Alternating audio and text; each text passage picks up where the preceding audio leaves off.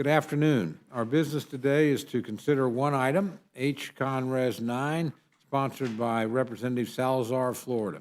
This concurrent resolution denounces socialism in all its forms and opposes the implementation of socialist policies in the United States. In recent years, many American politicians have ignored the brutal history of socialism and have openly embraced the label of socialist or pushed socialist policies despite the long history of human rights violations at the hands of socialist or communist regimes in pursuit of their ideology. The resolution before us condemns socialism, grieves the human loss at the hands of socialistic regimes, and opposes the implementation of socialist policies in the United States of America.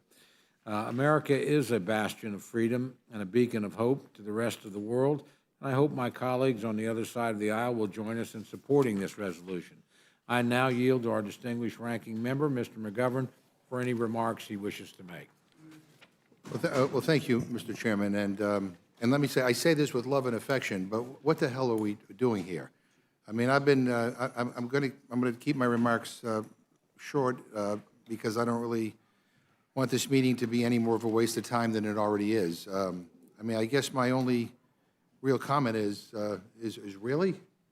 I mean, this is what the majority is wasting our time on? This is what the majority is wasting the American people's time on? A non-binding resolution that does absolutely nothing? After months and months about bragging about how this majority is going to address all of these issues that are important to the American people, here we are debating a non-binding resolution about socialism. Here's what I think this is. I think this is a smokescreen. The Republican leadership doesn't want to talk about the extreme agenda that they're pushing. Polls already indicate that the American people are recoiling from some of the ideas that are being put out there. They're upset about the potential of a nationwide 30% sales tax on everything from groceries to gas. And they're upset about the fact that the Republicans have been pushing a notion to ban abortion nationwide and give tax breaks to wealthy people and those who are well-connected.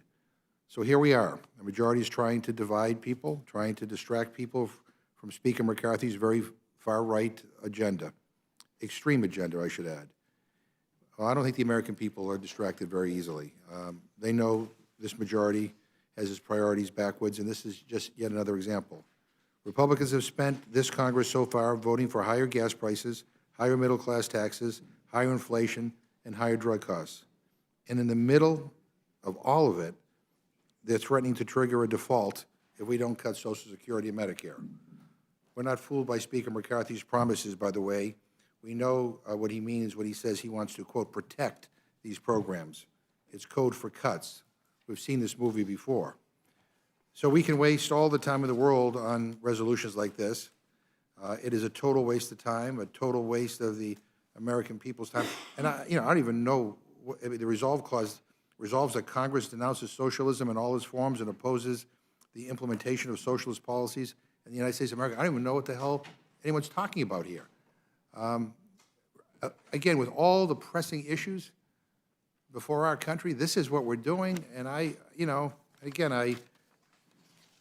have nothing but the highest respect for the chairman of this committee, and I'm not directing my remarks to him, but in general, I mean, come on. We got to do better than this. And with that, I yield back. Without objection, any prepared statements that our witnesses may have will be included in the record. I'd like to welcome our first panel, Chairman McHenry and Ranking Member Waters, to the witness table. Chairman McHenry, I welcome your testimony. Thank you, Mr. Chairman. It's an honor to be back before the August Rules Committee. And I hope that Ranking Member Waters, just almost open with what I called you for 4 years. With Ranking Member Waters and I, we hope to be back before the committee to bring you bipartisan bills. That's the goal. I'm here to testify on H.Con Res. 9, a resolution offered by Congresswoman Salazar and referred to the House Financial Services Committee by the direction of the Speaker.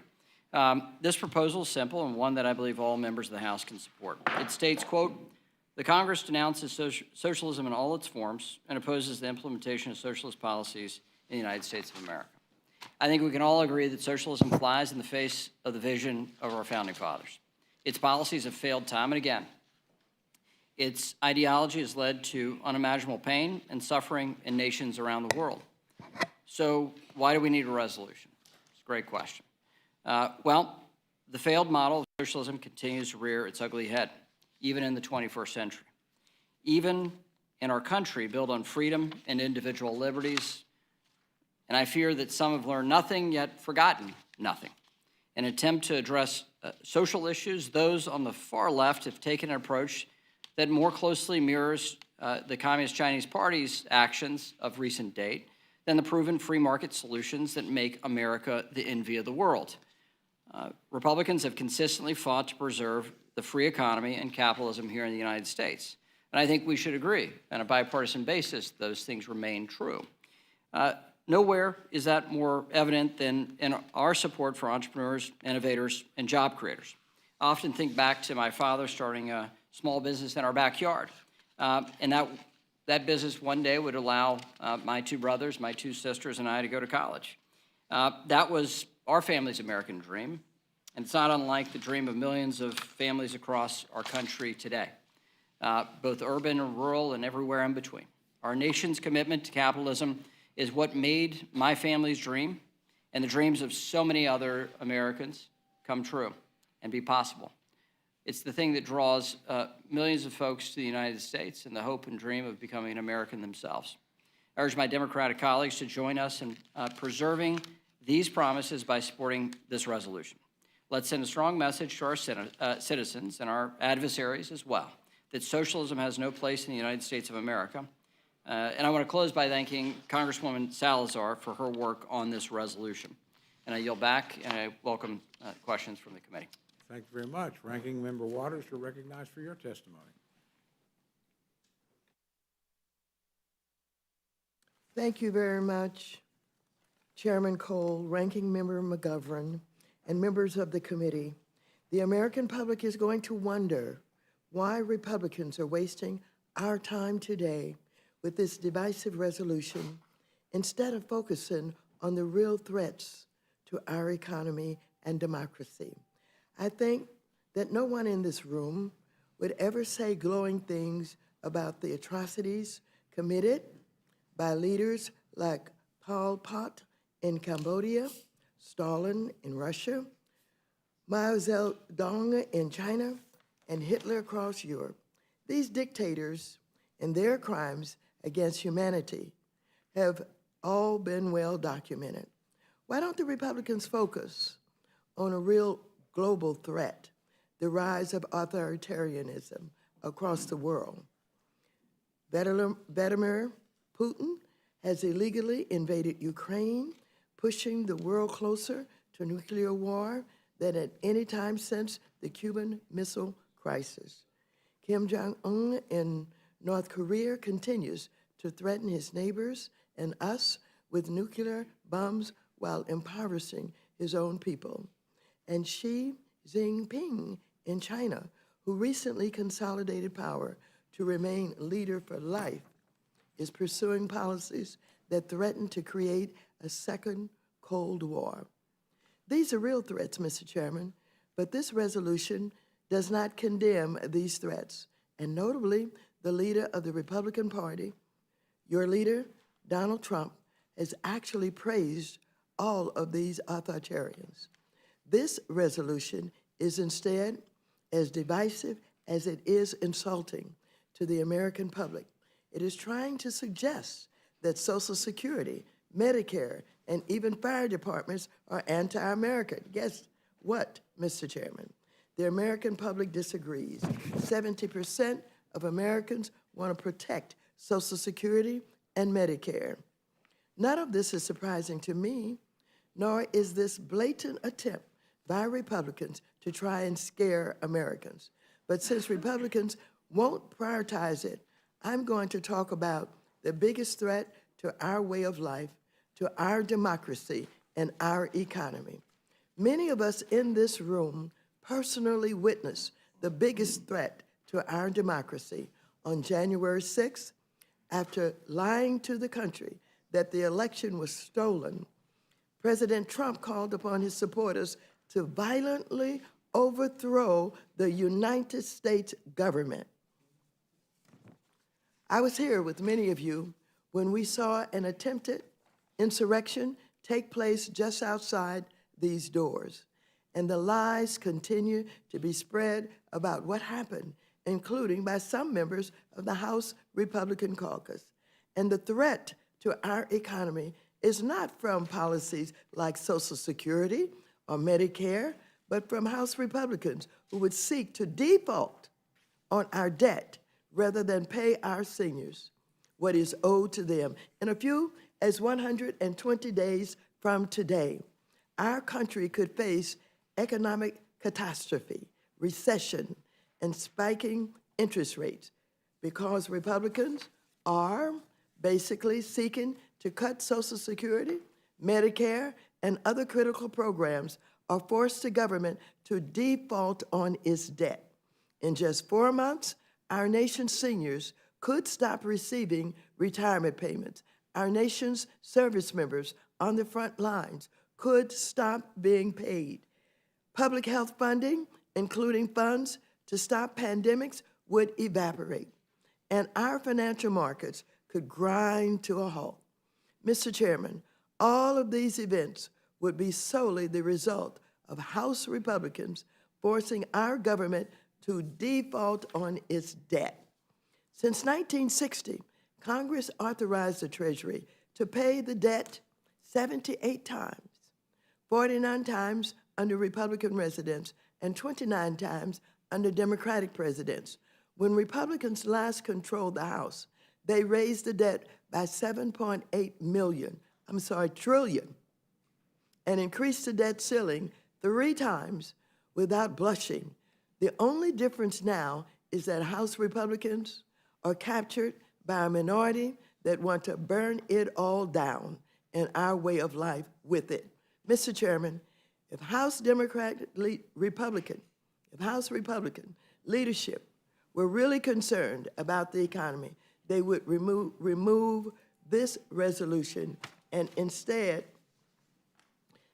they would simply ask a no vote and allow amendments instead of a closed rule. I yield back. Thank the witnesses for their testimony. I have no questions. I yield to Dr. Burgess. I thank the chairman, and I want to thank our witnesses for being here today. I do feel obligated to say something about, people keep bringing up cuts to Medicare. I would just remind people that over the last 2 years, the cuts to Medicare have come from the Biden administration and the previous Congress. In the American Rescue Plan, in the Inflation Reduction Act, significant cuts to Medicare and Medicare providers, all of which were used to offset generous increases in subsidies, which means payments to insurance companies. So let's not confuse that issue with what we have in front of us today. So, Mr. McHenry, let me just ask you, if I could, is there an inherent danger in not educating future Americans about the inherent dangers of socialism?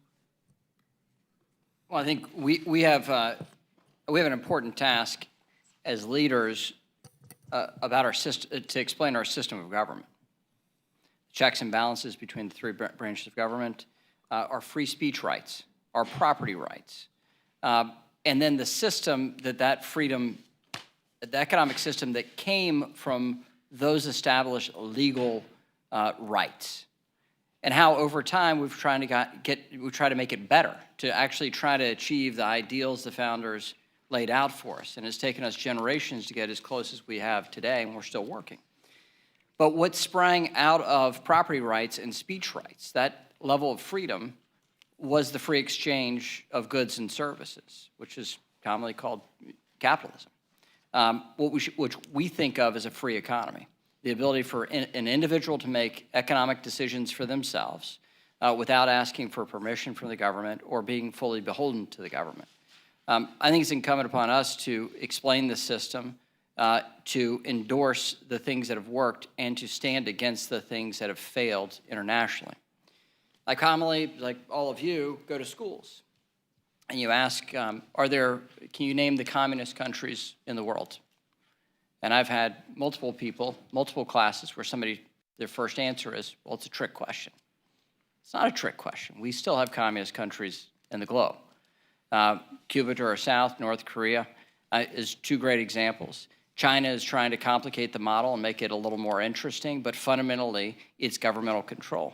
This resolution doesn't get into as fulsome details as we can and should, but it speaks against the excesses of socialism globally, without having to have something salacious in here about our domestic politics.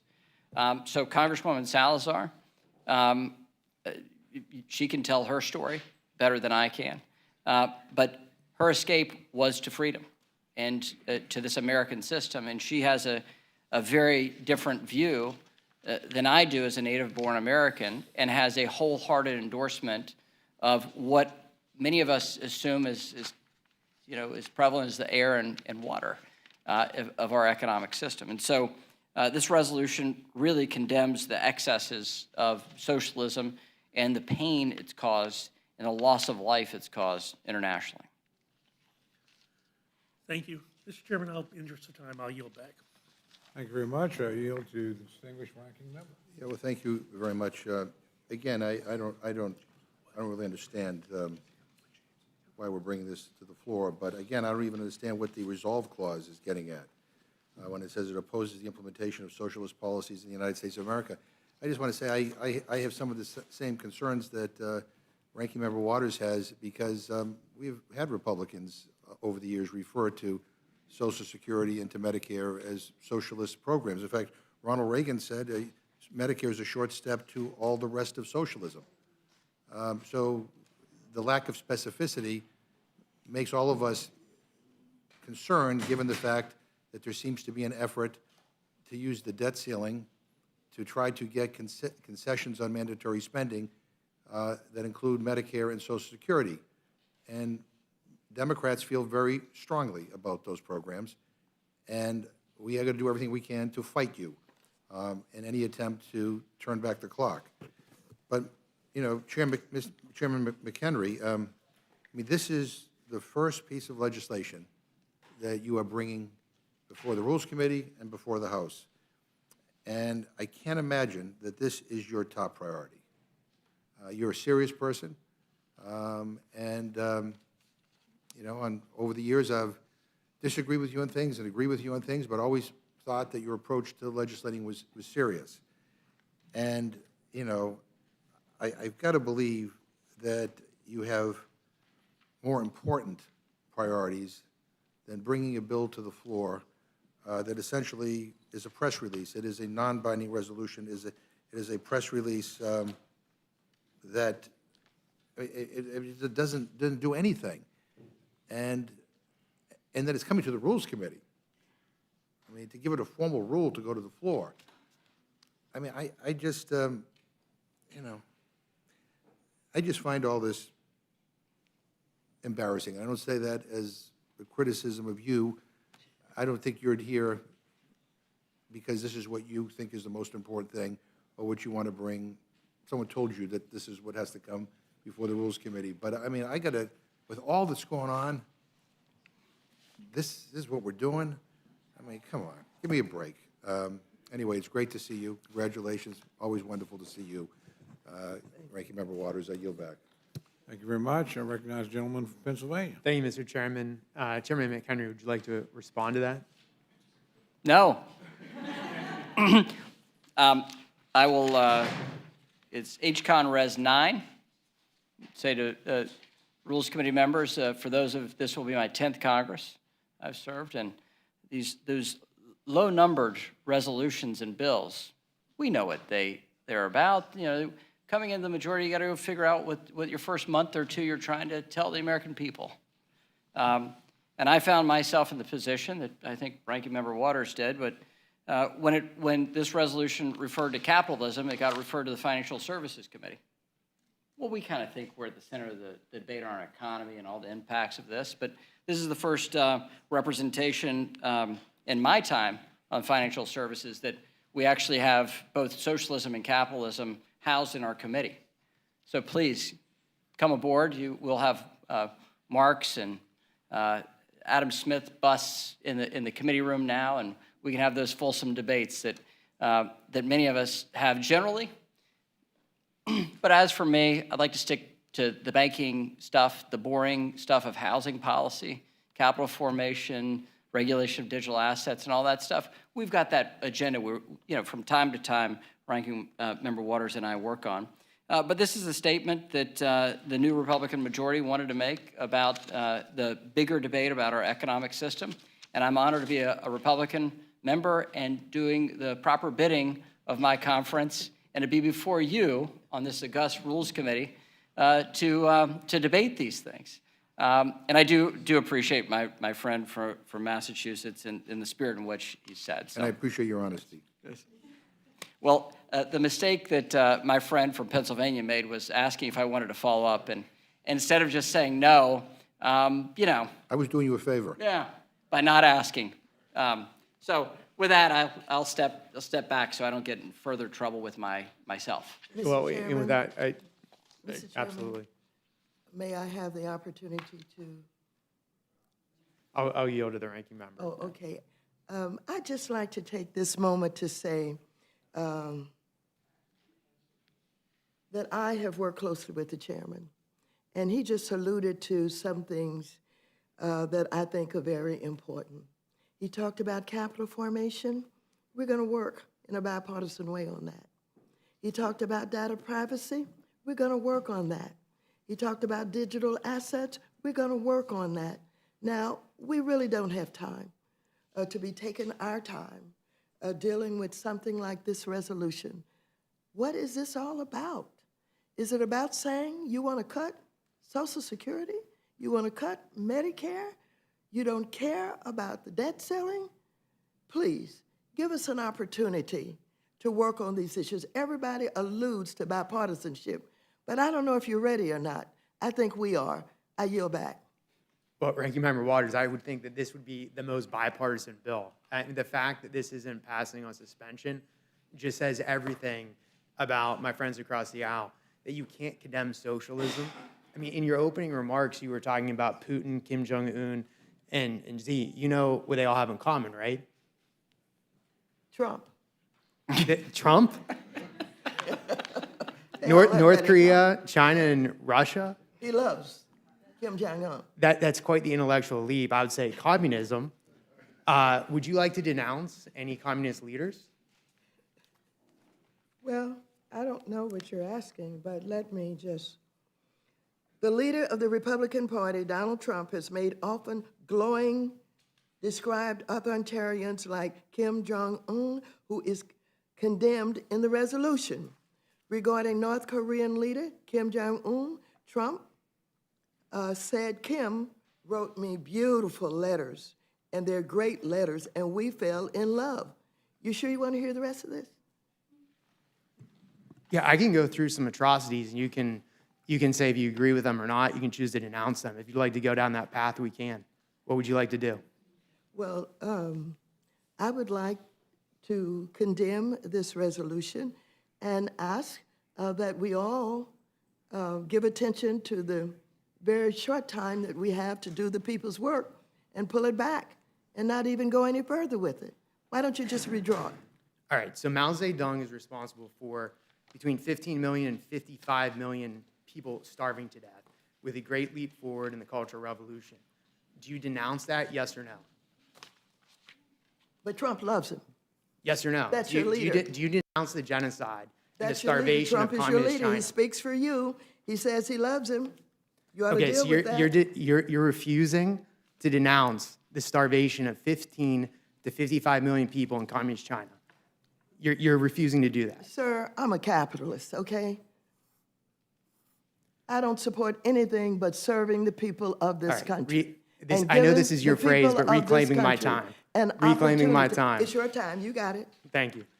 All right, would you like to, and that's a no, you refuse to denounce that. Stalin, tens of millions died in the Bolshevik Revolution. Millions died in gulags. Do you want to denounce that? I'm sorry, I don't deal with yes or no questions. Okay, well, why don't you explain your support No, of why Stalin? don't you explain it? I'm asking you the question. Do you want to denounce that or not? I told you in the beginning of this resolution that I discussed All right, what so I again, think we you're ought to be doing. So again, But you're when you refusing tell to denounce me, Joseph like Stalin. we're in the kindergarten class, yes or no, I don't do that. Okay. Again, for the record, you're refusing to denounce Joseph Stalin. Let's go to Pol Pot, the killing fields of Cambodia. Do you want to denounce that? I'm giving you the opportunity. Your Republican leader, Donald Trump, is friends with, supports Putin, Kim Jong-un. He loves him, and he led this country in being basically undermined by January 6th, including not only his leadership in telling his supporters to go after our own police officers here and use the American flag, many of them, to damage and to harm. And I haven't heard one denouncement from anybody on the Republican side. Nobody has denounced that, what happened on January 6th. Are you afraid of Trump? Do you agree with Trump? Ask him the questions. Don't ask me. Okay, so just to be clear, I asked you a question about Pol Pot, and you started talking about the former president. Again, do you denounce the killing fields of Cambodia or not? It's a simple question. You know that you're simply playing politics. You understand what this resolution is all about. Don't ask me silly questions. I told you, I'm a capitalist. I'm not like Donald Trump. I'm not like Republicans who claim to support this democracy, but at the same time refuses to condemn those who attempted to destroy this democracy. You need to talk with your leader, Donald Trump, about what he's doing, why he loves Putin so much, why he loves Kim Jong-un so much. You ask him the questions. So it's quite amazing. I've asked you to denounce Mao Zedong. I've asked you to denounce Joseph Stalin. I asked you And to Pol denounce. Pot, and you wouldn't denounce I any asked of you them. to denounce Donald Trump. Okay. You're I making asked quite, you to you're, denounce you're Donald making Trump. quite the intellectual leap. I'm talking I about asked genocide you and to mass denounce starvation. Donald Trump. Okay, he's not I a communist. We're here. asked you to denounce Donald Trump. This is quite the intellectual leap, ranking member. Let's talk about Venezuela. Let's talk about Donald Trump. Okay, let's talk about You Venezuela. answer my question. We are here talking Yes about a or no? resolution to condemn communism and socialism. Let's talk about Venezuela. Venezuela had the largest GDP before Chavez took over. I want now you- they're literally eating their dogs because they cannot feed denounce themselves. You want to denounce Donald that? Trump. I want you to denounce the Proud Boys. I want you to denounce QAnon. I want you to denounce the KKK. When you do all of that, then we can talk. Okay, so again, for the record, you've refused to denounce Mao Zedong, Joseph Stalin, Pol Pot, and Hugo Chavez. That's amazing. For the record, Ranking you member- refuse to denounce Donald Trump. You refuse to denounce the insurrection that tried to destroy our democracy. You refuse to denounce the Proud Boys, the Oath Keepers, QAnon, the KKK. You refuse all of that. So I think we've answered the question of why this can't just pass on suspension. Will you answer the questions I ask you? Ranking I know member, this is an unusual meeting of the Rules Committee, but you come in here with a political attempt to deal with why you don't like and why you don't support Medicare and Social Security. We stand very strongly in support of Social Security and Medicare and our veterans and our seniors. If you want to talk about why you don't support them, then you should go ahead and do that. you're doing a lot of deflecting. I mean, I asked you very simple questions, and you've just done nothing but deflect. So I'm again, asking you a simpler question about Yeah. protection for our democracy. All right, well, one thing that I can affirmatively say is that I would denounce Pol Pot, Mao Zedong, Stalin, Lenin, Mao Zedong. I've got no problems you denouncing denounce them. Trump? But Chairman McHenry, would you like to explain how free market capitalism has done more to raise people out of poverty than Sure. any Look, other form?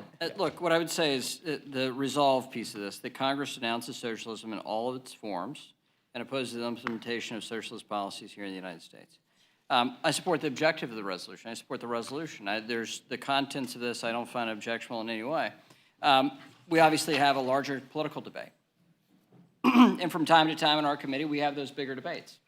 And I think I'm comfortable with the terms of our debate, and I think my ranking member is as well. And I think we all get a little bit of joy about these fundamental debates about the state of our society. But we didn't get into the piece of this resolution that I would have written in, which is, as a system, the capitalist system has lifted more people out of poverty globally than any other system in human history. Now, that's not me. I'm paraphrasing Bono. That economic opportunity for people to lift themselves up through their economic creativity, we should focus on. We should remove those barriers. We should give them greater opportunities. In Canada, if you're born in Canada, they have a system to find the best hockey players, right? And in the United States, we should have that same mentality for economic prosperity, for free markets, for entrepreneurship. If you're born on the right side of the tracks or wrong side of the tracks, if you're born in urban America or rural America, we should find ways that we can cultivate and link those people that have great ideas up with a little bit of investment capital, a little bit of lending, so that they can have their American dream as they see fit. That's what my father did, and he did it mowing other people's grass. And the people that I go meet and visit at businesses, I've been there because I've mowed their grass, right? Many of them in my community. It's not the American dream for everyone, didn't cure cancer, but it put kids through college and changed our lives. And it was that little bit of risk that my father took and that entrepreneurial spirit that created a small business. That's the type of thing that we've got to cultivate for every American, regardless of where you're born or what your current economic conditions are. And it's that system of capitalism and the free allocation of money connected with good ideas has changed us and let us outperform the rest of the world economically and in every facet of human life. And we've got to make that better in the United States. We've got to be able to outcompete our competition, especially when it comes to the Communist Chinese Party and what they're trying to implement and the economic competition we have there. I think that's a bipartisan conversation we can have on how we outcompete them. But the mentality this Congress needs to have is us being able to embrace our economic system and make it better. That's the hope, at least. Thanks, Mr. Chairman. I yield back. Thank you. The gentlelady from Pennsylvania is recognized. Thank you, Mr. Chairman. I think we've wasted enough time on this resolution, so I'll keep my remarks short. I believe it's a foolish waste of Congress's time and taxpayer dollars. When I'm home in my district, no one, literally no one, has ever expressed a fear that this country is in danger of falling under the sway of Stalin or Pol Pot or socialism, because that's absurd. We are a capitalist country.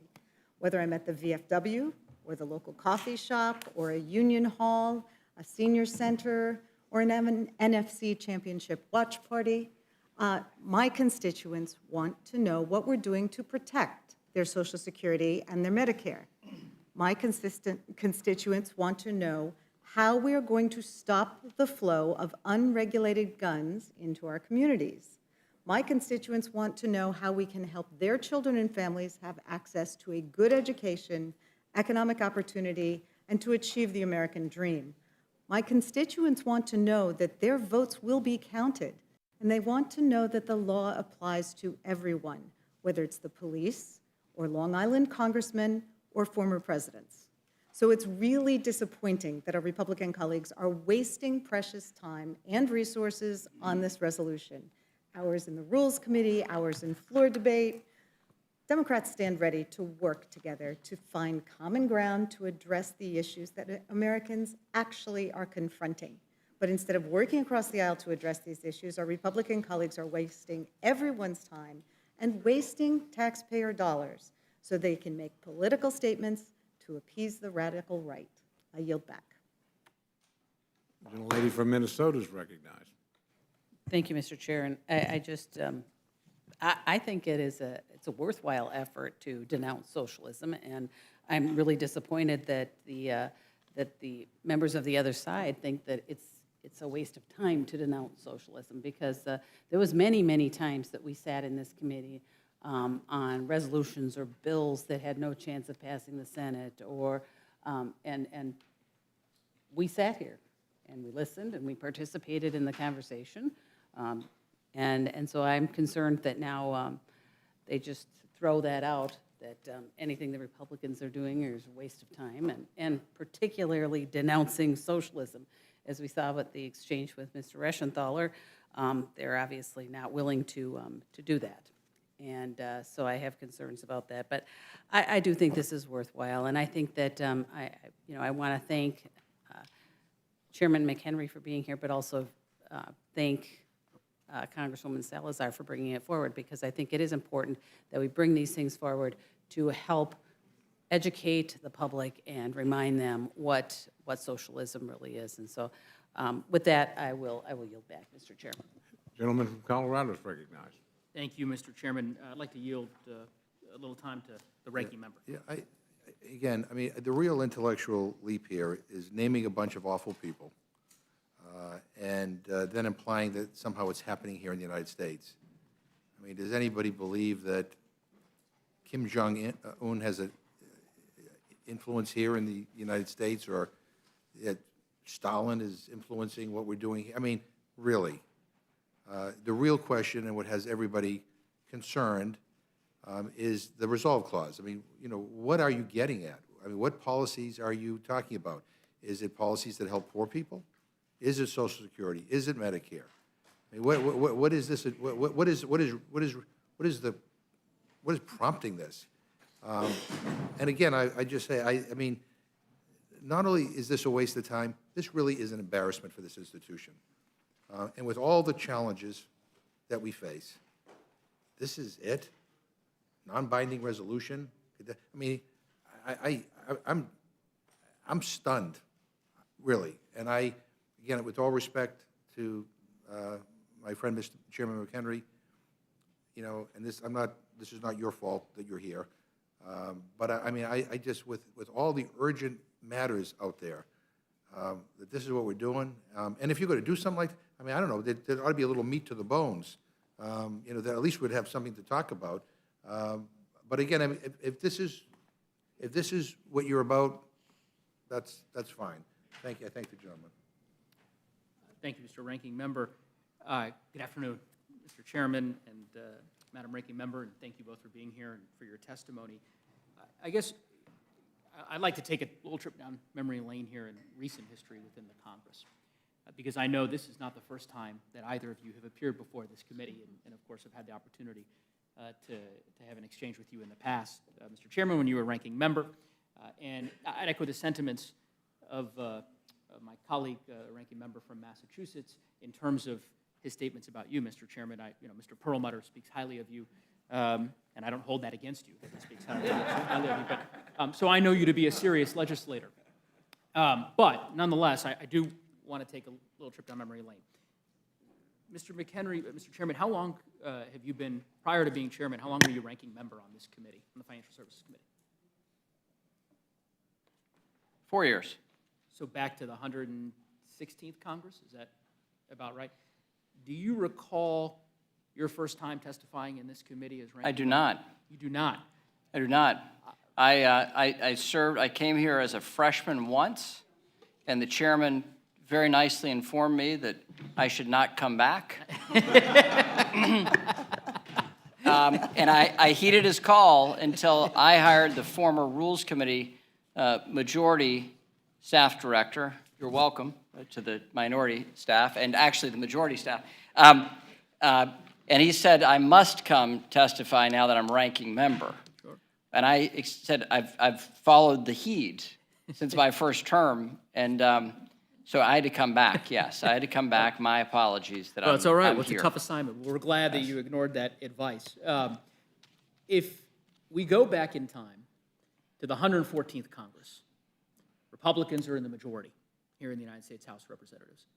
The first bill that's referred out of the Financial Services Committee to this committee was H.R. 37, Promoting Job Creation and Reducing Small Business Burdens Act. And your predecessor, as chairman back then, January of 2015, testified in front of the Rules Committee on that particular bill, and I suspect made a compelling case about the bill that he put forward to this committee.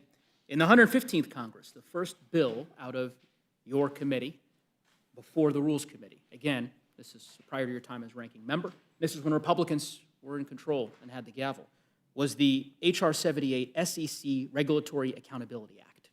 Right? Again, another substantive, serious bill with ramifications for the broader economy. Imagine that my predecessors, I know Mr. Cole was here, Chairman Cole and Ranking Member McGovern were here, I was not, but I imagine there was a very robust debate about those policy issues, but nonetheless, an important debate. In the 116th Congress, the first time you testified as ranking member before the Rules Committee, of course with Madam Chair Waters as chairwoman of the full committee, was on H.R. 1500, the Consumers First Act. And I know Chairwoman Waters will remember that bill well. It was her bill, a bill to advance the interests of consumers in our country. Do you recall the first time that you testified, Mr. Chairman, in the 117th Congress, last Congress, before this committee? Do you remember what bill that was on? I told you it was a willful act to not come before the Rules Committee, so I've tried to blank these things out. And to be brief, This was only here, 2 years ago. I'll help your memory. The first time that you testified in front of this committee, in the last Congress, when Democrats had the majority, was on the American Rescue Plan. Yes. That was the first bill that the Financial Services Committee referred to the Rules Committee to get it to the floor to rescue the American economy. Important bill. And we were grateful to have your testimony and the chairwoman's testimony. The reason why I go through that long list is it puzzles me why we are here debating as your first substantive bill out of your committee, a non-binding resolution. I just don't get it. I mean, there's so many, there are myriad of I'm happy to address bills and resolutions that I suspect you want to take up as chairman. I've read public reports about all the various plans that you have, some of which we'll agree with, some of which we won't, but important issues to work through. And the fact that we're here debating a non-binding resolution, I guess, is just something that because clearly, in the past at least, when Democrats have been in control and when Republicans have been in control, these are not the type of resolutions that the Congress has typically taken up. So I'm happy to address that. The Financial Services Committee will meet for the first time on Wednesday, tomorrow, for our organizational meeting. The ranking member and I have worked on that date together, but we were not yet organized. We do not yet, the minority does not yet have subcommittee ranking members, and we don't have a naming resolution. We don't have a rules package. We don't have our oversight plan. We're going to address those things tomorrow. As I said, plainly, maybe too plainly, and maybe too honestly, but if you look at every previous Congress, Democrat Congress, Republican Congress, you look at a low net number resolution, you will see it did not go through a full committee hearing and markup process because in the first month, committees are not organized. So the first bills coming out of financial services, Chairwoman Waters, I'm going to do this. I'm going to do this, and it's going to frustrate everybody. But Ranking Member Waters and I worked out our first three bills. We were on the floor yesterday, and we passed them. Only one recorded vote, no dissenting votes. Three bills we passed out from our jurisdiction, bipartisan, 2 Republican, 1 Democrat, which is exactly what Chairwoman Waters did for her 2 Congresses she was in charge, 2 Democrat, 1 Republican. And that's what we tried to continue on this. My hope is to not have to come before the Rules Committee for our work. I don't want to busy you with this. I have an obligation here, and I think the resolution is self-evident on what it is, and the resolve is quite self-evident. I support the contents of the resolution, and under House rules, it is my obligation to carry this forward before the Rules Committee, and it's an honor to be with you, Mr. Neguse, and hope that we can talk about the important matters of policy, and I hope it will be bipartisan, and this will be a wonderful singing of Kumbaya we get to do together as a great group. The feeling is mutual, and I appreciate you, Mr. Chairman, and with that, I yield back. Gentleman from Kentucky is recognized. I support the resolution, support the bill, the resolution that's going to be in front of us here. But I think socialism is a moving target. This is what concerns me. We used to think about the size and scope of government instead of just a word. how big is our government as a percent of GDP. And for 50 years, we've been clocking around about 20% of GDP for federal spending. And then if you include state spending, it's been about 32% of the GDP has been spent by governments in this country. Over the last 50 years, it didn't change a whole lot. Now, we had a war, we had World War II, and we went up to war levels where it went to over 50% of GDP. But then during COVID, we spent an amount of money that was 30% federally of GDP, 50% overall, that only a few years earlier, if you'd looked at one of our socialist counterparts in Europe, you'd say, that amount of money is socialism. When the government gets that big and the scope is that large, you are now in that territory.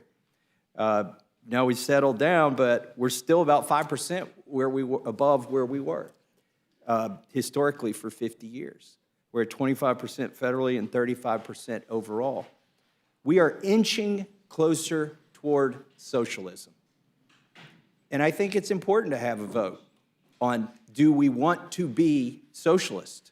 What does that mean, though? To me, it means size and scope of government. And we have those on the other side of the aisle who embrace socialism. They would embrace it at 50% spending, 80% spending, I'm certain. I'm not even sure they think of it in terms of numbers, just whatever we can spend it on. So I think it's good to have this vote. I'll support the bill when it gets to the floor, and I am in favor of pushing this through and getting it to the floor and out of Rules Committee. Thank you. I yield back. Thank you. Gentlelady from New Mexico is recognized.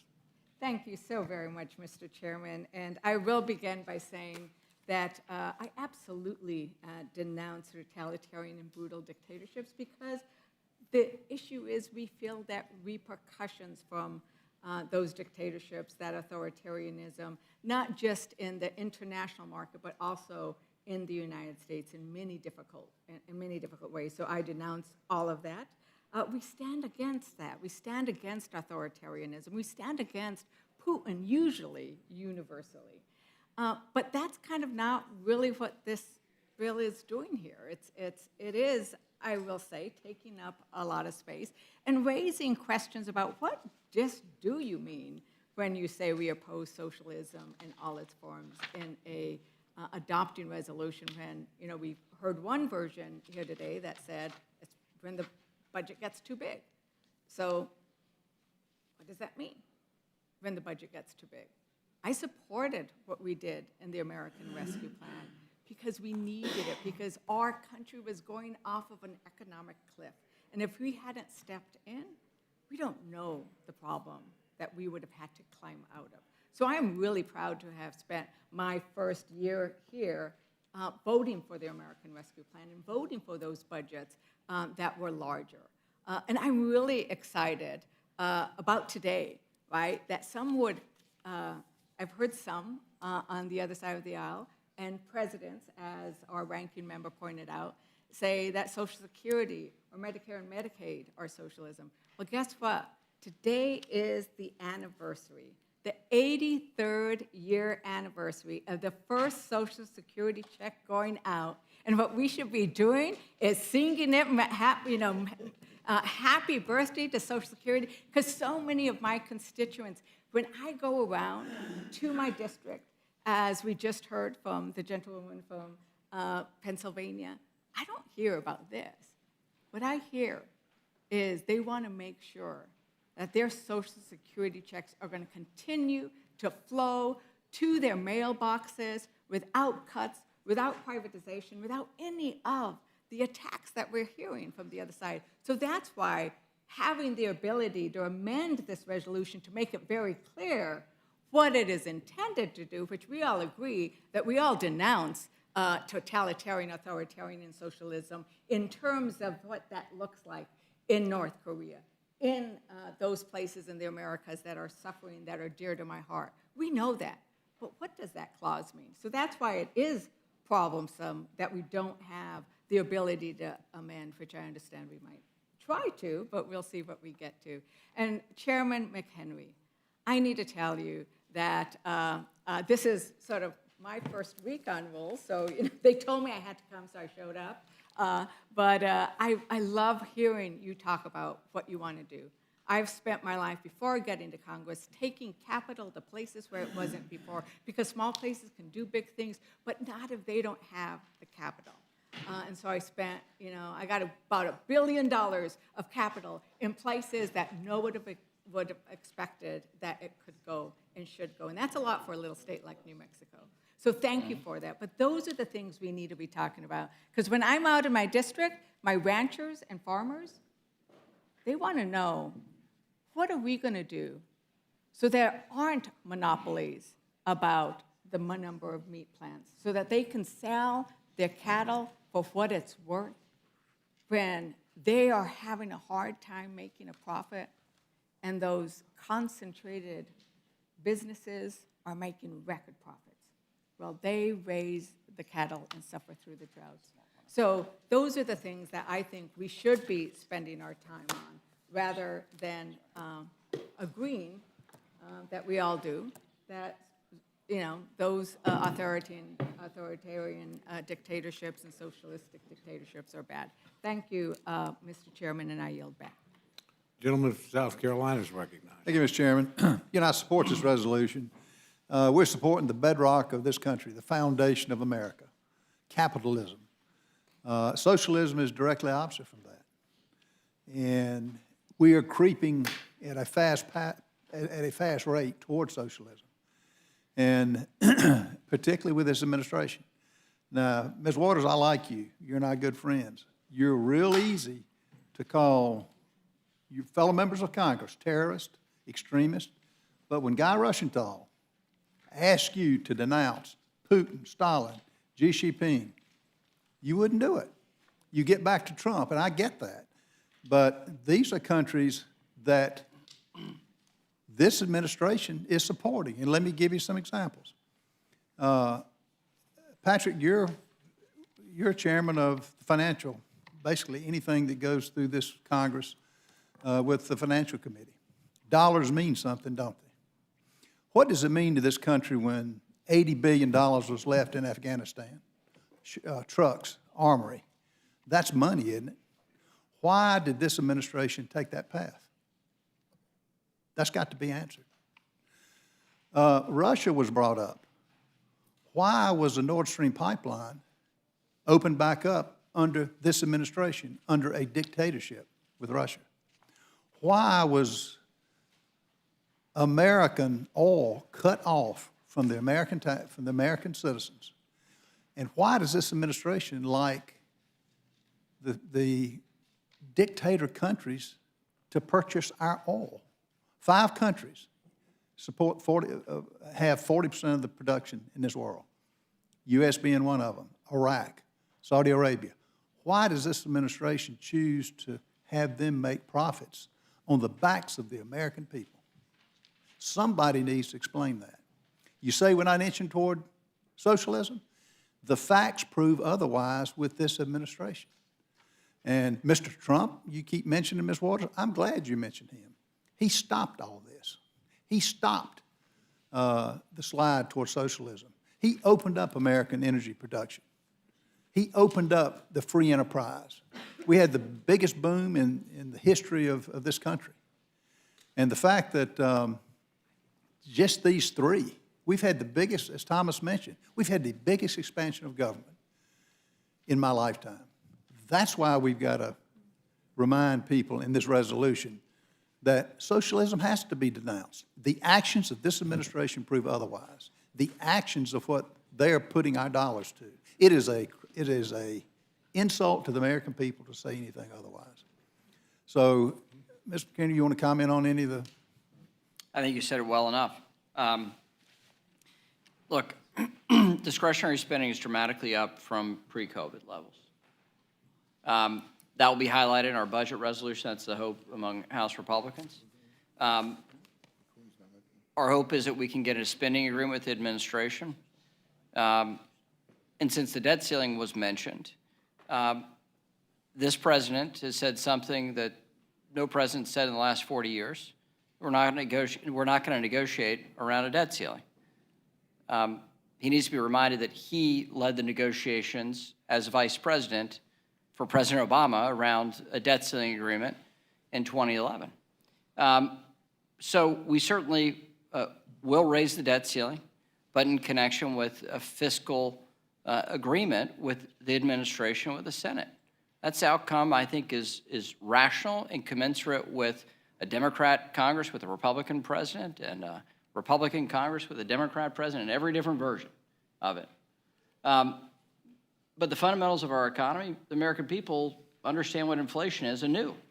They haven't experienced inflation that we're currently facing in 40 years, and they don't like it. And they want to know why. Well, it's because the last Congress, actually the last two Congresses, spent more money in peacetime than any previous Congress. So our fiscal house matters in connection with our economic prosperity. Our governmental policies matter in context to our prosperity as well. And frankly, I think we need to have a healthy debate between Democrats and Republicans about these bigger things. And then certainly the contours of policy underlying that. And we need to agree where we can and move public policy forward. And in divided government, I think we can get those agreements so we can improve our economy and make us more resilient and more competitive internationally against our main competitor and foe globally in China.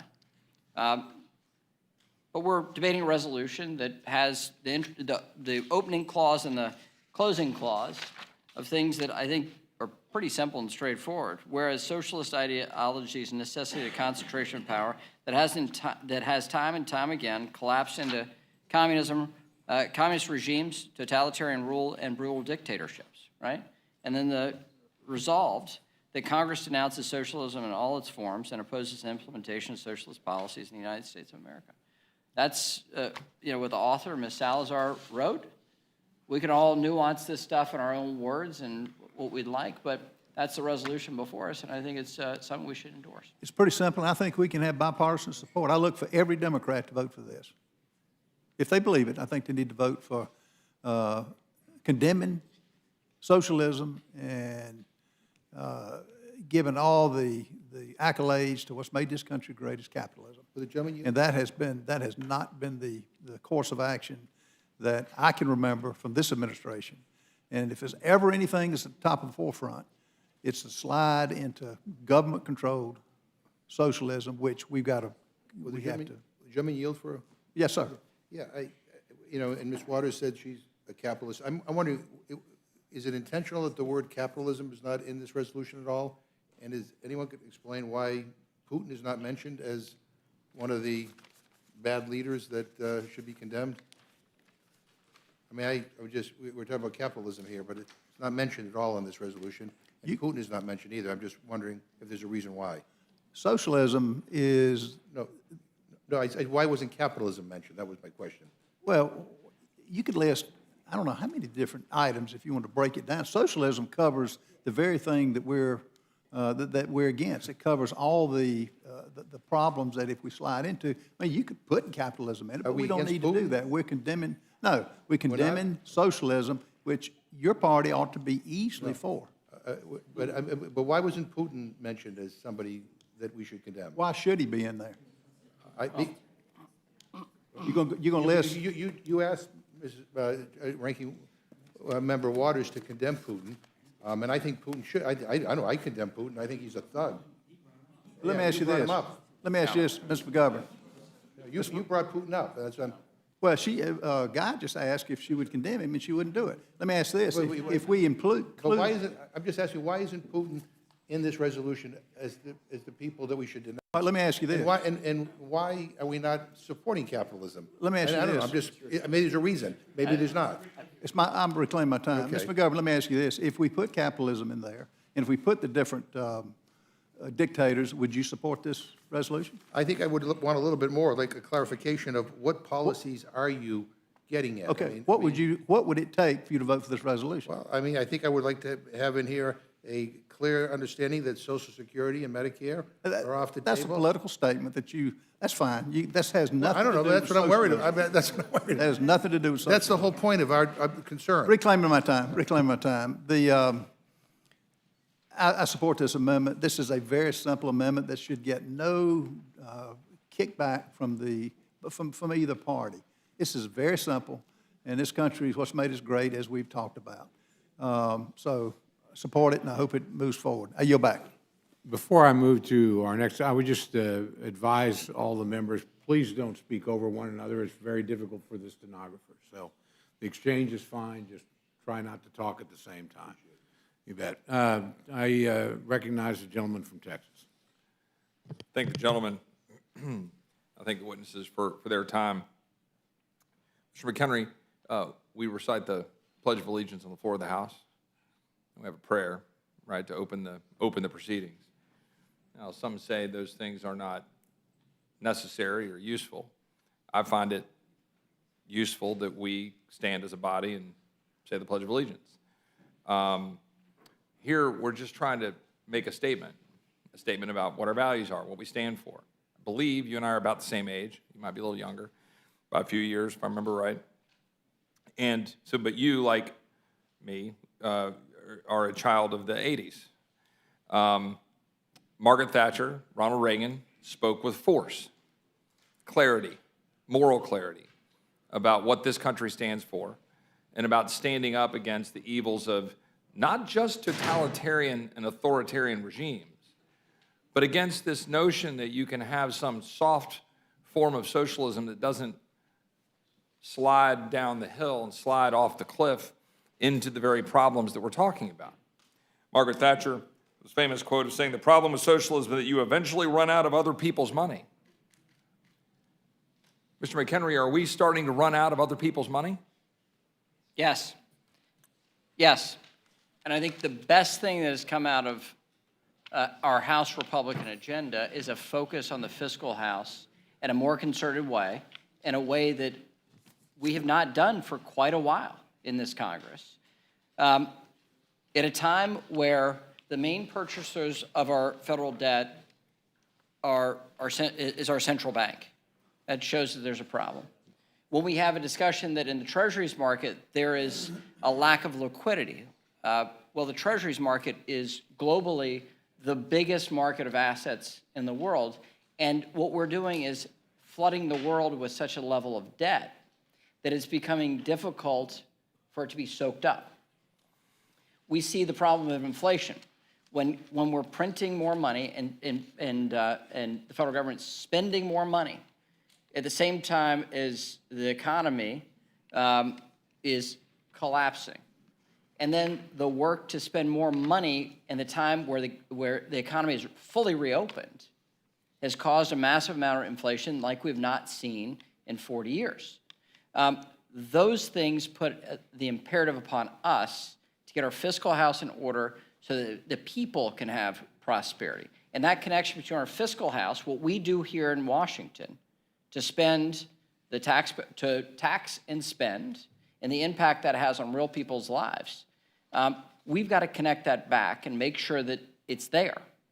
And so I think we're at an inflection point where the fiscal house will be the dominant conversation for the next 20 years, if we can get it right. And if we don't get it right, we're going to be talking about this for much longer and make ourselves much more in the pack against our economic competitors globally. So I think all that stuff is fundamental to our economic system and a really important discussion. And I appreciate that. And it is why I, like my friend from Kentucky said, support the resolution. I'm somewhat curious as to why it's being so just easily dismissed as an important statement of principle for this body. It's something to start off this Congress in full recognition of. I think, with respect to this debate about capitalism, including it or not, that'd be fine. You can include it, but it's a pretty straightforward concept to say we're denouncing socialism in all its forms. I think a question here, do you, Mr. McHenry, agree that it is better for the means of production to be in the hands of private citizens versus the government? Yes. And do you think, as the chairman of financial services, that the free flow of capital and the movement of capital produces greater wealth, greater prosperity for more people around the world than constrained capital when the means of production is controlled by the state? Yes. And economic fact shows that to be true. And given that reality, that's why it should be pretty simple, I would think, to say that one opposes socialism in all its forms, which again, these are statement of principles. They're not actually unimportant. It's actually important for us to state with moral clarity who we are as a people and what we believe. And the gentlelady from New Mexico said that, quote, I absolutely denounce brutal dictatorships and authoritarianism. But missing from that absolute denouncement was an absolute denouncement of socialism. Now, we can go around and around in circles about trying to talk about and defining socialism, but at its core, I was intrigued by an op-ed that I saw not too long ago by a Democrat from Cuba commenting on one of our colleagues, an avowed socialist, and essentially pointing out the extent to which democratic socialism is a lot like the system my family fled, except its proponents promised to be nicer when seizing your business. And that's the truth. That's the truth here. And so we can talk about these terms as if they don't matter, but they do. They do matter. They're actually at the core of who we are.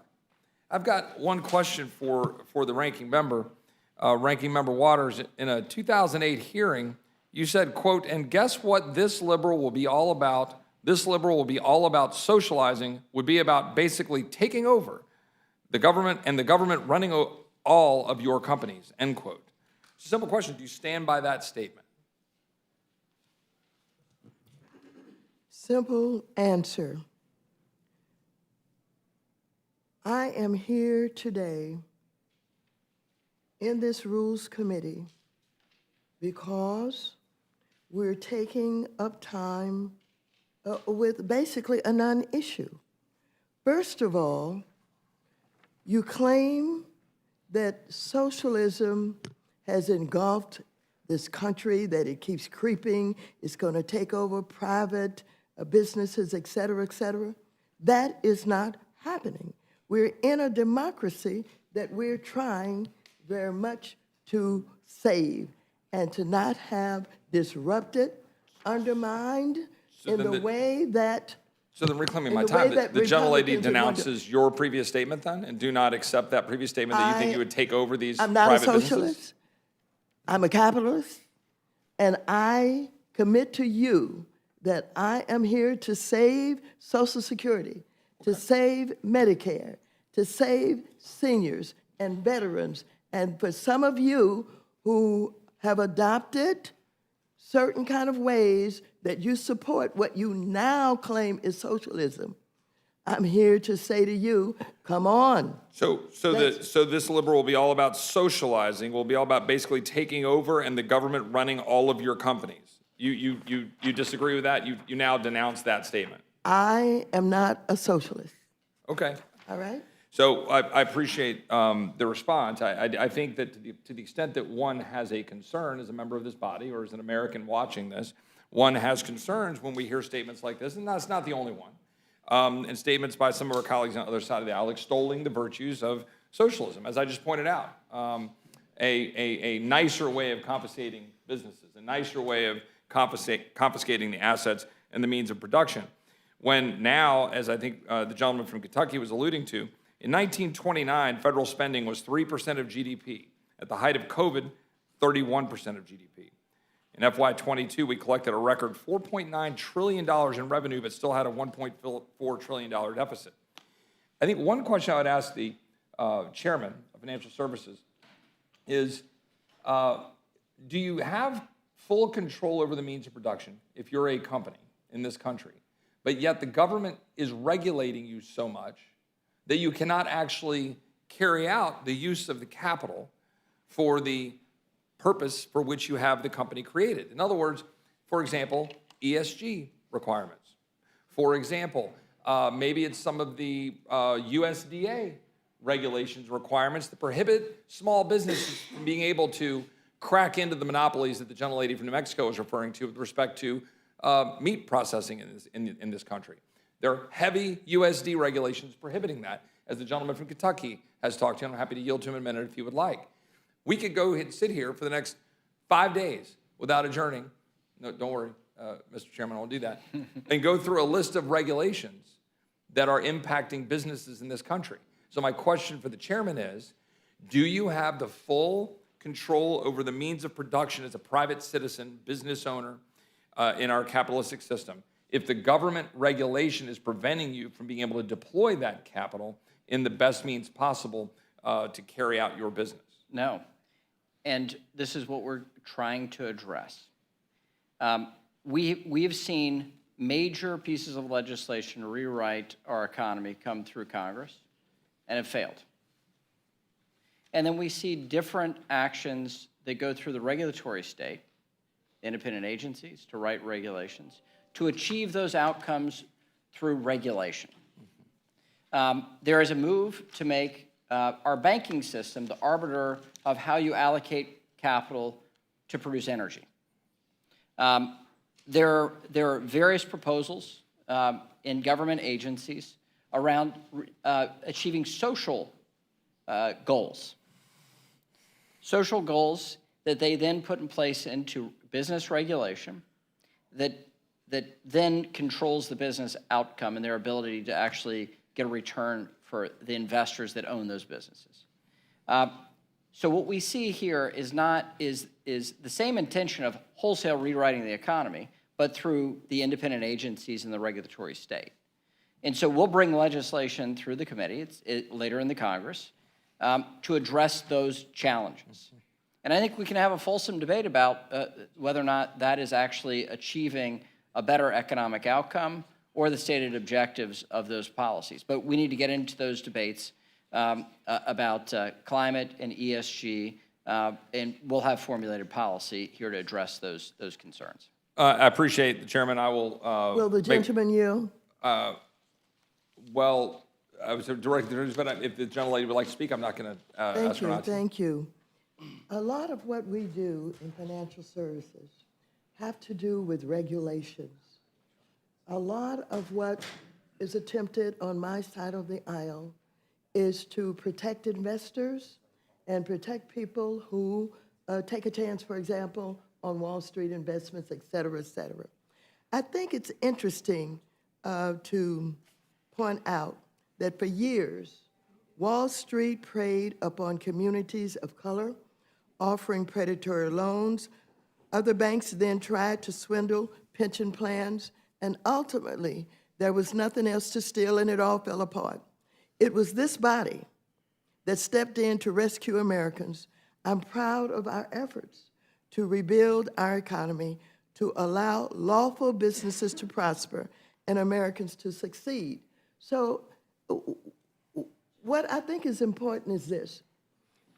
You allude to, and many Republicans allude to, businesses without credible regulation.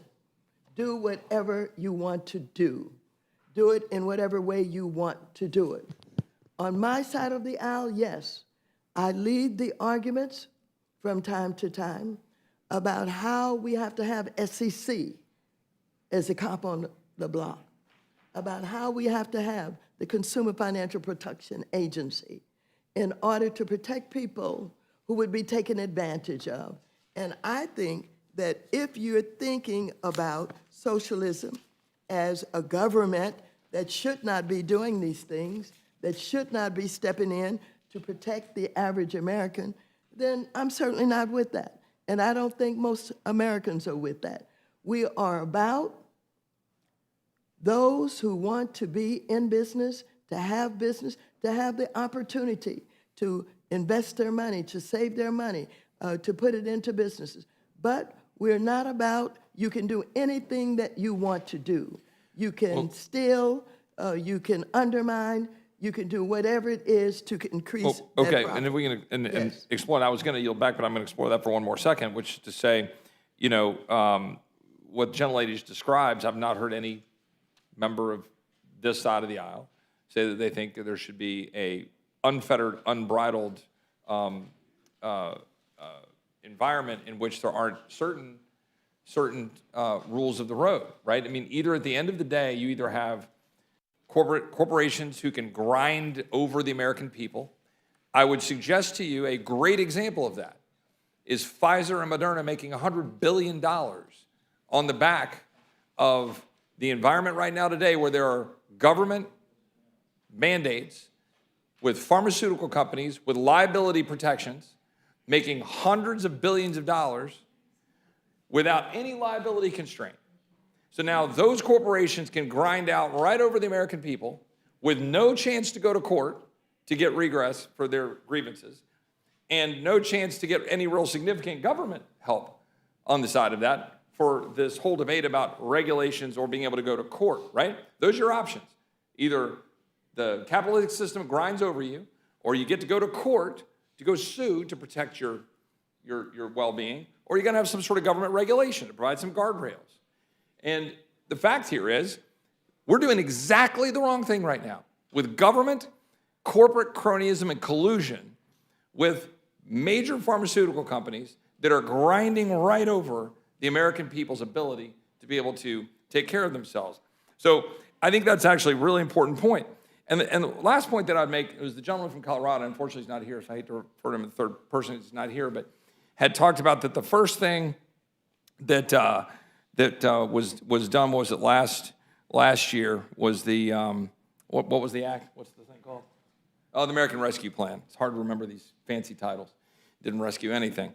The fact is, what we ended up with is now 1 in 4 U.S. parents are saying they've struggled to afford food or housing in the past year, an incredibly low labor force participation rate, inflation we haven't seen for 40 years, in significant part because the government acted and engaged yet again and interfered with the ability of the American people to drive their success. And that is at the heart of the actual cultural debate we're having right now about government versus who owns the actual means of production in the private sector. I'll yield to the gentleman from Kentucky. I appreciate the gentleman yielding. I think we probably ought to have a resolution that might get 430 votes, which would be to denounce cronyism, because we seem to be in agreement with that. Ms. Fernandez has had a great point about the monopoly that the meat packers enjoy. And yeah, we working together on that, because there is a monopoly, and no monopoly can long survive in a true free market. It's the government, we give carve-outs, handouts, scale prejudicial regulations that hurt the little guys, indemnifications, which you mentioned. If we could get rid of some of those special favors that we're doing up here and get closer to true capitalism, which I think the other side of the aisle is not averse to, actually, or at least the ones here in the Rules Committee. I think this resolution presents a tougher problem for some of the other people on the floor as opposed to those of you here in the Rules Committee. But yeah, let's work together on a resolution. I'll yield back at some point to try and get 430 plus votes on basically denouncing cronyism. I'd love I appreciate the gentleman from Kentucky. I agree. I do think there's some common ground that we should seek on that sort of thing. I know, as you talk about the Prime Act, the gentlelady from New Mexico, I certainly support that legislation. I think that gets to the heart of what we're talking about. Free up capital, free up the American entrepreneur, free up people in their laboratories of democracy in the 50 states without having centralized oppressive regulation coming from Washington, whether it's through the USDA, whether it's through, financial regulation, whatever it might be. Let's free the American people up to get us out of this. We want 4% and 5% and 6% economic growth. You're not going to get out of $32 trillion of debt unless you get back to 4%, 5%, 6% economic growth. And we can do that if we trust the American people instead of government to answer those questions. I yield back, Mr. Chairman. Thank you. Gentlelady from Indiana is recognized. Thank you, Mr. Chairman. At the risk of no longer being your favorite member, I'd like to make a few comments and ask a question. Given the competition, the gentlelady will always remain my favorite. Thank you. Thank you so much. I'm a member of the Financial Services Committee. I have the privilege of serving alongside Chairman McHenry. And through that, we're working to ensure America's strength, our growth and prosperity is not stifled by the failures of socialism and socialist policies, which is why I'm grateful that we're having this conversation today and that it came out of the Financial Services Committee. As much as any time since the birth of the country, the United States stands at the forefront of global innovation, productivity, economic success, and it is capitalism, not socialism, that has made this so. American companies are among the most widely recognized in the world. American citizens are among the wealthiest of any nation. Our innovators, researchers continue to ensure that the United States remains the leading country for technological innovation and development. The prosperity of our nation is due to our embrace of capitalism, the opportunities provided by the free market, the fresh ideas and hard work of American citizens. I come from a small town in Indiana, and I've seen firsthand how it is free markets that allow our Hoosier communities to thrive and grow. So, Mr. Chairman, do you agree, then, that our ability to participate in an open and competitive market pushes us toward greater opportunities and successes than those that are possible in this country under any other system, particularly socialism? Yes, competition makes things better. Makes our economic system better, makes our political system, makes our discourse better, makes our debates better. An open process is better than a closed process, for sure. And if we have things that are interfering with those markets like ESG, I do believe that is a slippery slope towards socialism. And Ms. Waters has made comments in the past about what socialists are known for in blacklisting and making political intimidation. That, to me, in ESG is a slippery slope toward that very thing. Do you agree? Yes, and what happens is we have a concerted effort from the far left to use a tool in society for an outcome they seek, right? And what we've got to do is address a regulatory issue so that those tools cannot be used to manipulate business outcomes. And you get back to governance issues being governance issues, right? And talk about a basic governance issue. Whether or not the CEO is the chair of the board. That used to be a serious question of governance of corporations. Now it's all about the E. It's all about the environmental piece and whether or not you're achieving some outcome that is neither part and parcel of our legal structure in the United States. It is out of a political agenda on the environment and decarbonization rather than the economic outcomes of the business and its relation to using energy and energy products. And I have deep concerns about what that does to the stability of our own markets. Well, I'm thrilled that we are showing to the American people by denouncing socialism that we are protecting free markets. That's a major priority as this new Congress gets underway. I'm thankful for your work, Mr. Chairman, and I yield back.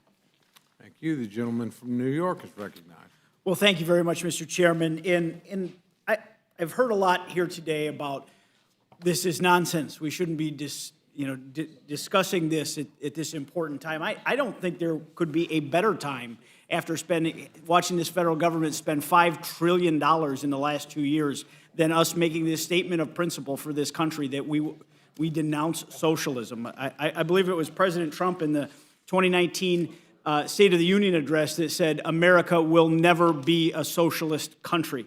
And, it's important for us to, make the point to the youth of America that this government will not be all things to all people. We will not have cradle-to-grave dependency. And some of the proposals that have, been hashed around the last several years, create just that, an expectation that government is all things to all people. And the underpinning belief in a socialist regime or a socialism as an ideology is that the system can make better decisions for the people than they can for themselves. And our founding documents state that we are a country by the people and for the people. And we've heard a lot today about various dictators in totalitarian regimes. And I'd like to reinforce it at its core that the idea that the system, that the state knows better than the individual flies in the face of everything this country stands for. And if we are truly, standing behind, our capitalist beliefs, I ask Ranking Member Waters, why is this not something that we should be sending that message to the youth of America that socialism should be denounced and is an evil system? And do you agree with President Trump's comment in the 2019 State of the Union that America will never be a socialist country? Are you addressing that question to me? Yes, I am. First of all, let me, before I address that directly, talk about the debt and talk about President Trump, who raised the deficit to $7.8 trillion, the debt. Last year, under Biden, the deficit fell by $1.7 trillion. So there's been a lot of talk about Democrats who are basically spenders who basically create the opportunity for people who are considered poor or less than those who are able to basically raise a lot of money or earn a lot of money. I just wanted to point out to you, first of all, that President Trump raised the debt to $7.8 trillion. And last year, under Biden, the deficit fell by $1.7 trillion. Now, one of the problems I have with this resolution is I don't know everything that you're talking about when you talk about socialism. There are things that you embrace that fall within that so-called socialism definition. There are industries that you support who now you claim are, basically ripping off the American public. Let me just ask, if I may, in this colloquy with you, do you think that the PPP program was a socialist program? I believe the PPP program was something to be handled in extraordinary times when we've shut down our entire government. Do you think that the money that was spent on small and minority businesses was socialist? I asked you a question, Ms. Waters. You want to repeat your question? I said that President Trump in the 2019 State of the Union address stated that America would never be a socialist country. Do you agree or disagree with that statement? Let me just say this. President Trump said a lot of things. He said he thought Hitler had done some good things. And so, for those of you who continue to embrace Trump and whatever he said or whatever he did, I just reject all of that because President Trump has proven to be someone who is aligned with dictators, who admire them, who claims to be in love with them, et cetera. So I reject any and everything that Trump has had to say. So you reject the statement that America will never be a socialist country? I reject the statement that Trump might say anything, and he's not to be taken seriously. Do you reject the fact, what do you call PPP? And do you know how many members of Congress, including a lot of Republicans, who took PPP money? I believe the PPP program was a bipartisan solution that saved this country. That's not the answer. So, I want to know whether or that's not, what is we're it a debating socialist here. program? Is That PPP is- a socialist program? No, it was a loan program. I beg your pardon? It was a loan program. Do you think it's a socialist program? No, I don't believe it's a socialist program. And that is why so many members of Congress accepted and took PPP money for their businesses, so you don't, that was not the government giving away money, I think as you would say. you're sadly mistaken in what we're discussing here, which is, the evils of socialism as an ideology. But what is socialism in your definition? Sometimes you like what you call socialism, sometimes you denounce it. Do you consider Social Security and Medicare socialist? No, I don't, because the American people pay for those programs. They pay into them their whole lives, and they receive those benefits upon retirement. Why- That is not a socialist program. Why is your side of the aisle forever talking about how to basically change Social Security and basically put it in the hands of Wall Street? Why are you talking about increasing the age to 70? Well, I will for Social reclaim my Security? time at this point, Thank you. Ms. Waters, because you have taken this completely off topic, which is not the question that Yeah, I posed to stuff you. that you don't But I wanna will talk yield- about. I will yield back. Will the gentleman yield for 1 second? Oh, I'll yield to Mr. Roy. I just want to make one point.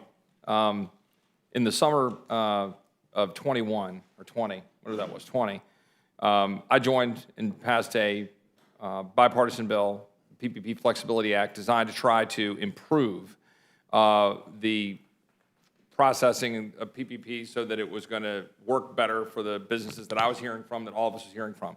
It passed overwhelmingly. There was one vote against it, and And, but look, why am I? Yeah, it's, amen. I didn't either. Hey, here's why I'm bringing that up, and I'll yield back to the gentleman. I just want to close out with this, just to say, understand that at the heart of PPP was the fact that government, the power of government, federal, state, and local, based on information being promulgated and promoted by, yes, the then Trump administration, the CDC, the NIH, Anthony Fauci, the FDA, and all manners of government officials, federal, state, and local. The power of government was being used to shut down small businesses across this country. Literally, shut them down, close their doors. Say, you cannot carry out your business. You can shake your head. Every single business I talked to in my district trying to carry out their livelihoods could not do it. Bars, restaurants, live music venues, people who wanted to be able to carry out their livelihoods and live were being told by government bureaucrats they could not.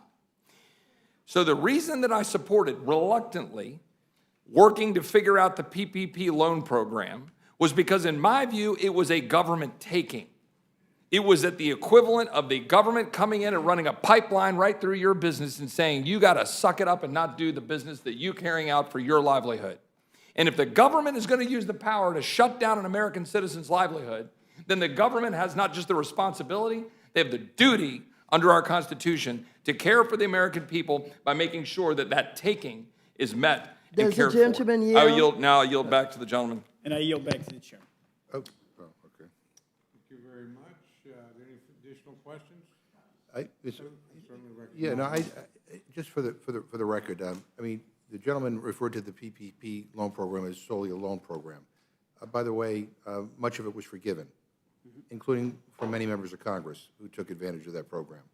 I just want that to be clear for the record. The other thing, you know, I mean, if you're hearing some concern about the resolve clause, it's because you never define in this resolution what you mean by socialism.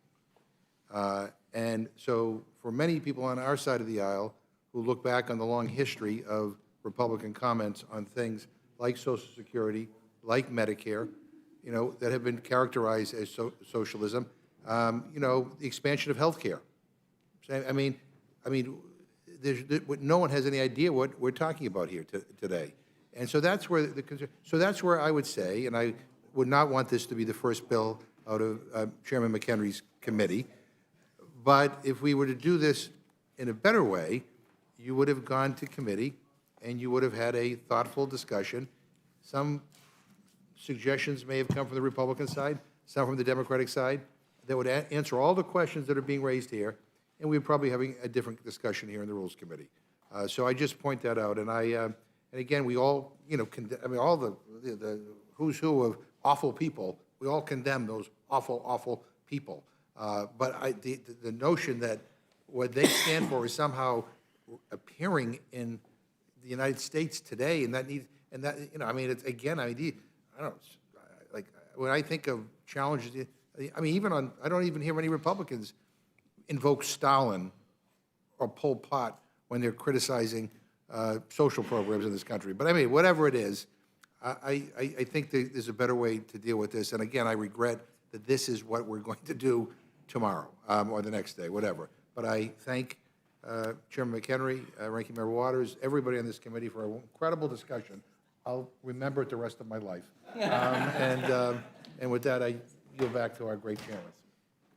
Thank you very much. I want to thank the witnesses for their time, and you're both, I was going to say dismissed, but I think the right word should be released. Run. We have another panel. I think oh. Okay. I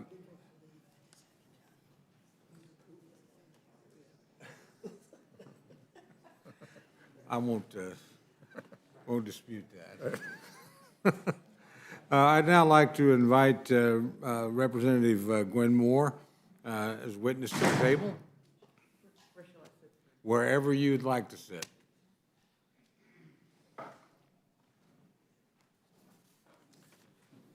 You're recognized for whatever time you care to consume. If you have any written materials, please leave them for the Ye- stenographer. yes, yes, The sir. young lady from Wisconsin is recognized. Thank you, Mr. Chairman. I do have an amendment. I hope it's been distributed.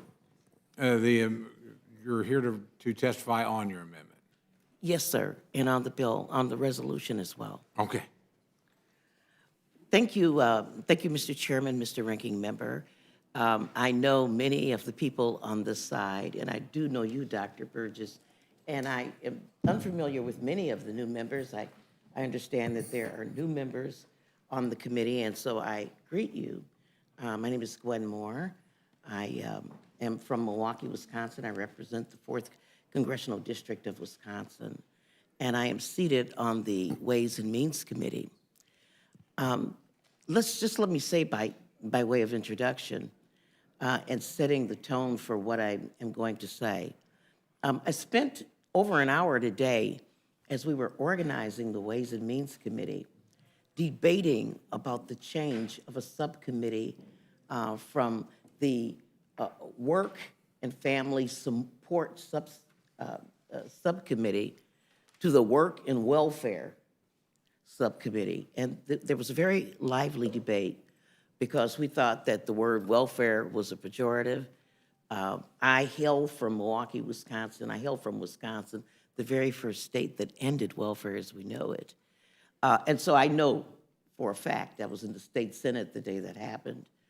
I filibustered for like a solid 18 hours in a row about ending welfare as we know it. And of course, here in Congress, Bill Clinton and the Republicans all decided to end welfare as we know it. And we all know the history of that so-called welfare reform where, the welfare queen had all these Social Security. So I do understand there was a fight, not really a fight because I wasn't in the majority, but there were efforts on the part of the majority to deny that the change to the word welfare was pejorative and that somehow I was just imagining it and making it up and being too paranoid about what their intent was.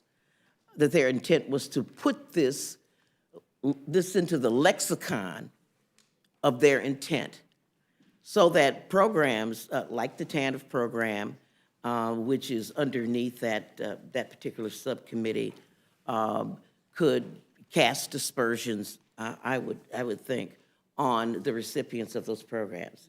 I just want to point out, before I get into this, that there are other programs under that subtitle, like the maternal visiting and health program that we just recently named after our late great colleague Jackie Walorski. And 53% of the people that avail themselves of the programs under work and welfare are children, they're disabled adults, they are people with various special needs, and they don't deserve, in my mind, to be regarded as welfare takers instead of makers. What I thought was very interesting about the debate, and I really did enjoy the discussion here today, was that there was very little talk about the actual text and content of HCON Res 2. They mentioned here numbers of communists, by the way, not socialists, for the majority of communist authoritarians such as Vladimir Lenin, Joseph Stalin, Mao Zedong, Fidel Castro, Pol Pot, Kim Jong II, and Kim Jong-un. And I would suggest that, I'm not going to sit here and debate about whether socialism is communism or communism is socialism, but the resolution sort of shoehorns, because you want this word socialism in the lexicon to take all these horrible communist leaders and really frighten and scare people and sort of shoehorn this into a discussion of how socialism is emerging in the United States. And so it makes me, I've sat here for all these hours because I fear, just from my experience this morning on the Ways and Means Committee, that there is a strategy that people have said Republicans are masterful at, using words in the lexicon, welfare, and now socialism, to sort of undermine the civic responsibility that we all have to look out for each other as Americans. I do want to point out that you've talked almost exclusively about the economic side of using the word socialism.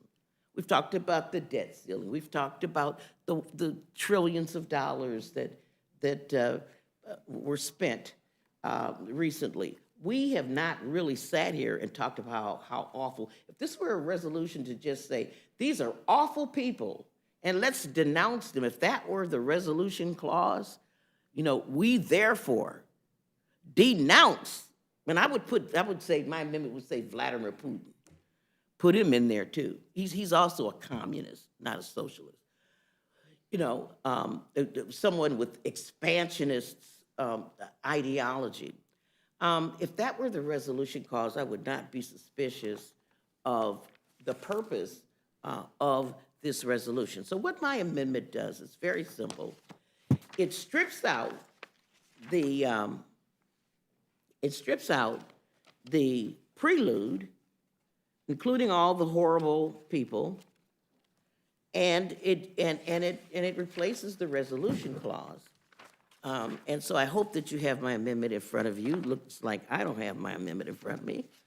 And it basically would read, whereas the term socialism has been exploited for political purposes without basis in political, social, or economic system, now therefore be it that Congress denounces the use of the term socialism in political discourse with respect to policies, unless such policies call for the near elimination of the right of private ownership of the means of production in the United States and oppose misinformation on the implementation of economic policies in the United States of America.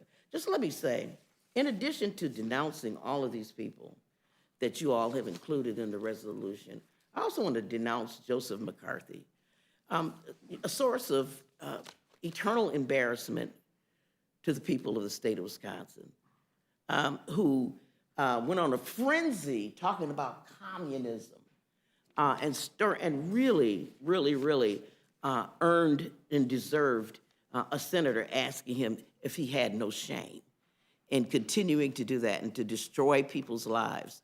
And I would think that we would benefit from history by not doing that, by inserting this into our lexicon and our debate.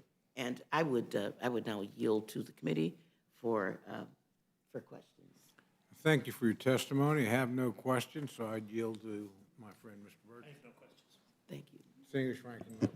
I always love listening to Gwen Moore, and I appreciate your thoughtfulness and your insight, and I think, we all know what is going on here, and it's tragic, but it's even more tragic given the enormity of some of the challenges that we face and some of the things that we need to get done that have some substance to them. So but I appreciate you being here, and I certainly, support your amendment being made in order. Thank you so much, Mr. Ranking Member. Gentleman from Pennsylvania. It's just your time to question if you have any. Gentlelady from Pennsylvania. Thank you. Always good to see you, Rep. Moore. I found your raising of the former member from Wisconsin, McCarthyism, interesting given some of the conversation we've heard today. Thank you. Gentlelady from Minnesota. Gentleman from Colorado. Always love seeing my good colleague from Wisconsin. Because of me, you're on this committee. Gentleman from Kentucky. I don't have any comments in, Ms. Moore, I don't have any comments in particular on your amendment, but I'm realizing one of the benefits of this committee is I get to meet people that I don't serve on committees with. So I've been very impressed by your presentation and look forward to talking to you more. We've served together for a long time. This is the most I've ever got to hear you speak, so appreciate this opportunity. And I'm the shy retiring type. Ask anybody. yeah, me too. I yield back. Gentlelady from New Mexico is recognized. Thank you so very much, Madam Representative from Wisconsin, for both the amendment and the careful thinking about how we must indeed be careful as we address some of these words that are meant to scare. And instead, we should always try to enlighten and not cause fear. Thank you. Thank you so much. Gentlelady from Indiana is recognized. Gentleman from New York is recognized. Thank you so much. I want to say the hearing is unequivocally established that everybody loves the gentlelady from Wisconsin, so. Well, I love you, Mr. Chairman. Thank you Well, so and much. we both love Trish. Don't leave just yet. Oh, you're going to vote? Right in front of me? Is there anyone else seeking to testify on HCON resolution? Seeing none, this closes the hearing portion. The witness is excused.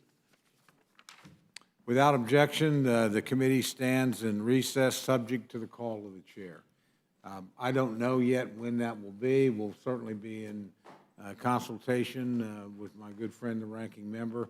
We'll try and give you as much time as we possibly can. Certainly, is there a minimum it would be? You want to do it now? Yeah, if we do something new, we'll operate within the rules. If you're not doing anything with this, so we can. If we don't do anything other than come back and consider this, we'll say 15. If we're doing.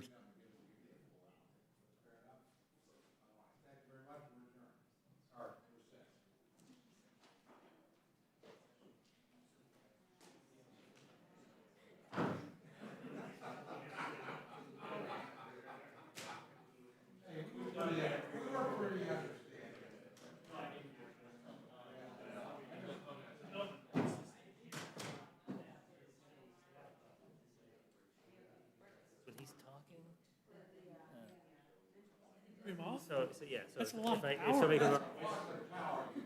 Vice Chair.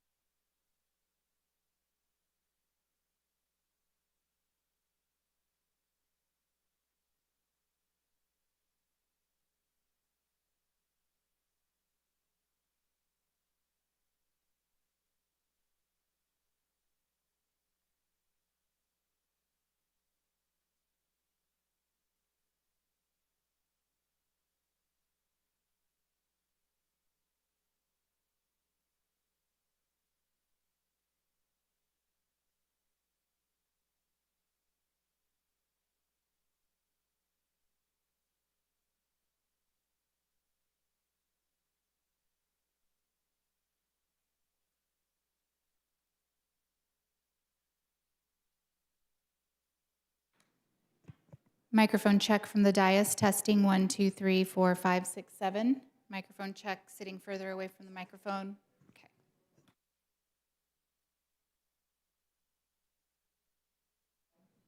Testing from the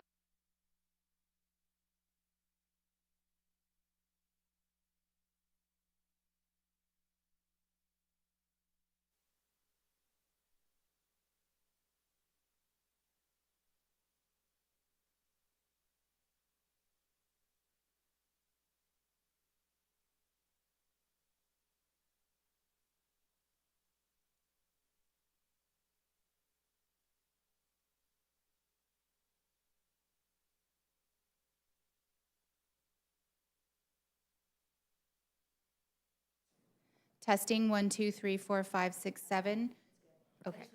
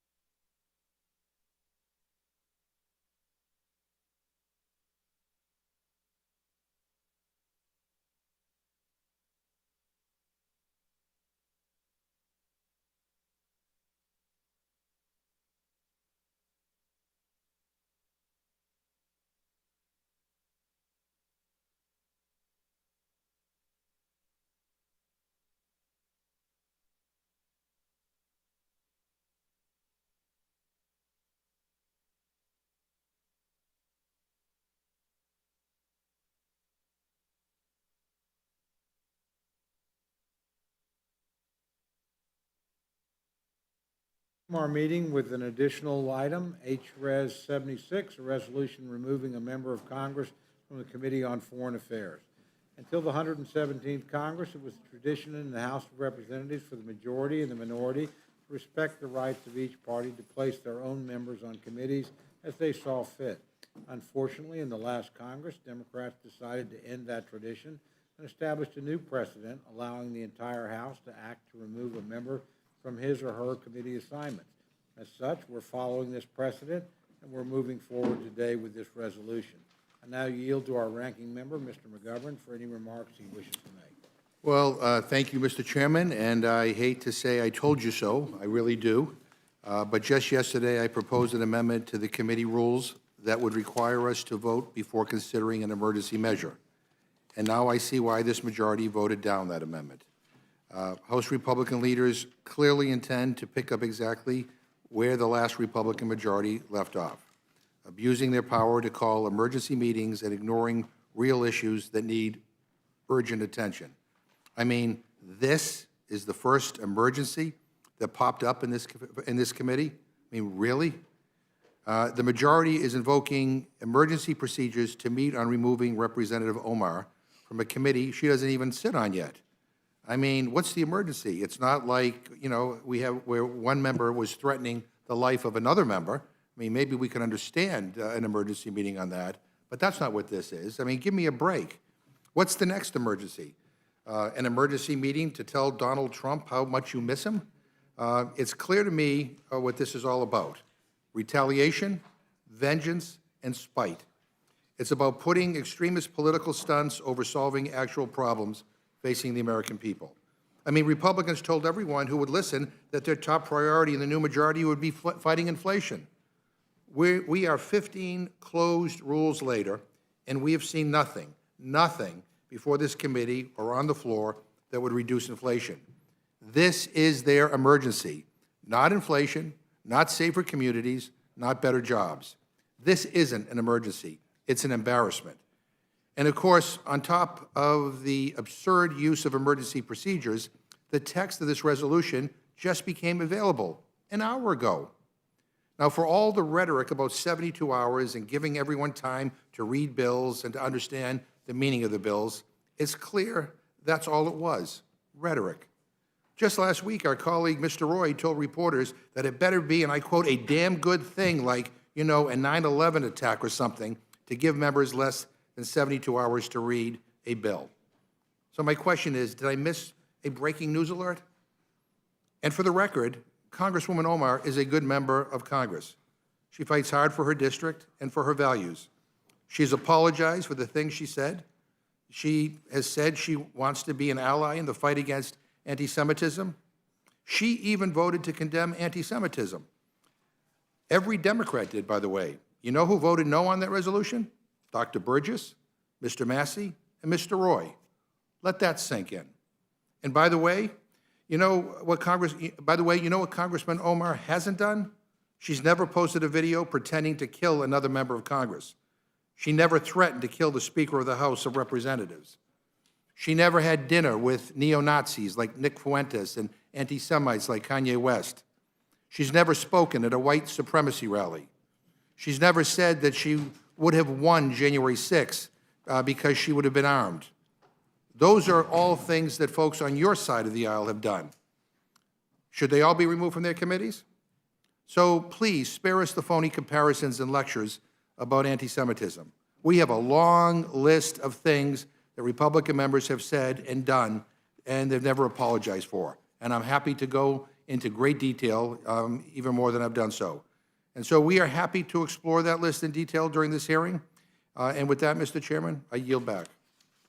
Thank my friend. I warned him some time ago, last year, as a matter of fact, that this, 2 years ago, this might come back, and it has. Without objection, any prepared statements that our witnesses may have will be included in the record. I'd like to welcome our first panel, Chairman Guest and Ranking Member Weil, to the witness table. Chairman Guest, I welcome your testimony. Thank you, Mr. Chairman. I appear before the Rules Committee today pursuant to a process put in place by House Democrats in the 117th Congress. At the time, I served on House Ethics. Today, I'm the chairman of that committee. On February 4, 2021, I publicly warned of the dangerous precedent set by the Speaker as she put in place a process to remove a Republican member from her committees. A resolution was offered removing a Republican member from her committees based on Clause 1, House Rule 13, and referred to the House Ethics Committee. Speaker Pelosi's process bypassed any Ethics Committee involvement and brought the resolution directly to the floor for a vote. I and many of my Republicans warned that this majority's veto over a minority party's committee appointment dangerously removed important rights of the minority party. Many Republicans warned that a Republican majority would follow this new Democrat roadmap and put some of their members' committee assignments at risk. Today, House Resolution 76, as to Representative Ilhan Omar, details 6 statements she made as a sitting member of Congress that under the totality of the circumstances disqualify her from serving on the Committee on Foreign Affairs. We are not saying that Representative Omar cannot serve on any committees. We're simply saying that she cannot serve on a committee that receives classified briefings and is responsible for maintaining international diplomacy. The Committee on Foreign Affairs is a panel viewed by nations around the world as speaking for Congress on matters of international importance and national security. All members, both Republicans and Democrats alike, who seek to serve on foreign affairs should be held to an equal standard of conduct due to the international sensitivities and national security concerns under the jurisdiction of the committee. As such, House Resolution 76, citing Clause 1, House Rule 13, has been offered to remove Representative Omar from the Committee on Foreign Affairs. Following Speaker Pelosi's process, the resolution was referred to the House Ethics Committee. Also following Speaker Pelosi's process, the issue will bypass the Ethics Committee and the resolution will be brought to the House floor for a vote. Thank you, and I yield back.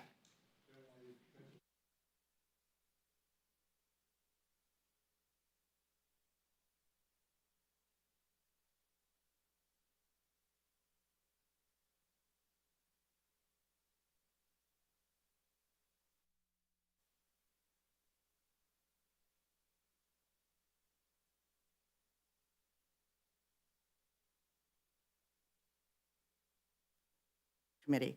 I'm disappointed because my colleagues in the majority are choosing as one of their very first exercises of authority this Congress to pursue vengeance over governance.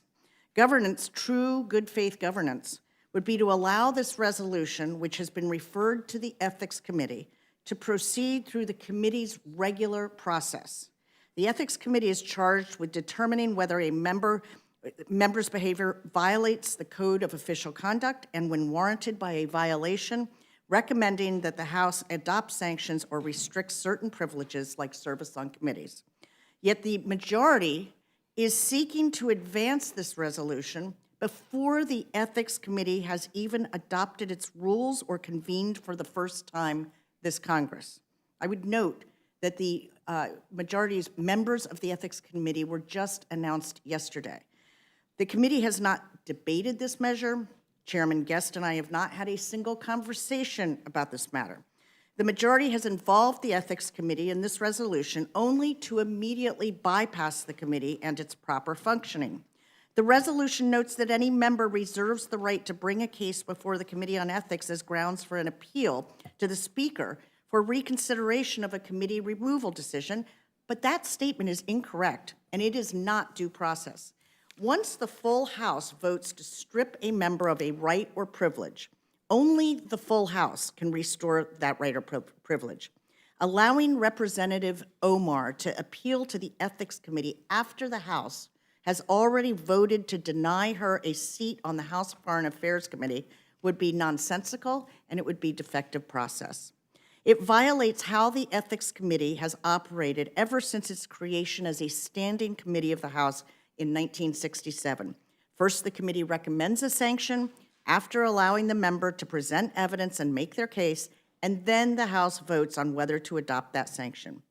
And how could the Ethics Committee impartially consider Representative Omar's appeal if its leadership has first been asked to control time and manage debate on the resolution that imposes the sanction being appealed. House Resolution 76 violates the spirit of how this very unique Ethics Committee, the House's only evenly divided, truly bipartisan standing committee, operates. This resolution uses an approach that many of my colleagues on the other side of the aisle have previously and loudly criticized. And yet those same colleagues eagerly embrace that very approach now that they wield the gavels. House Resolution 76 is about partisanship, not principle. If it were about principle, if my colleagues on the other side of the aisle were truly interested in purging hateful rhetoric from the halls of the House, if they genuinely believe that members should be disqualified from committees because of their past statements invoking stereotypes about religious or ethnic groups, then they should be acting to similarly disqualify many other of our colleagues from their committee assignments. And I say that with sorrow. Multiple members who are on record uttering anti-Semitic or racist comments that are unbecoming of a House member. All of these members who are in the majority have been rewarded with committee positions this Congress. Some even hold leadership positions in the Republican conference. But where are the efforts to sanction those members for their troubling expressions of hatred? Where is the outrage and condemnation? The silence is deafening. The inaction is revealing. This is about payback. It's not about process. And I believe it's wholly transparent for what it is, and I firmly oppose its passage.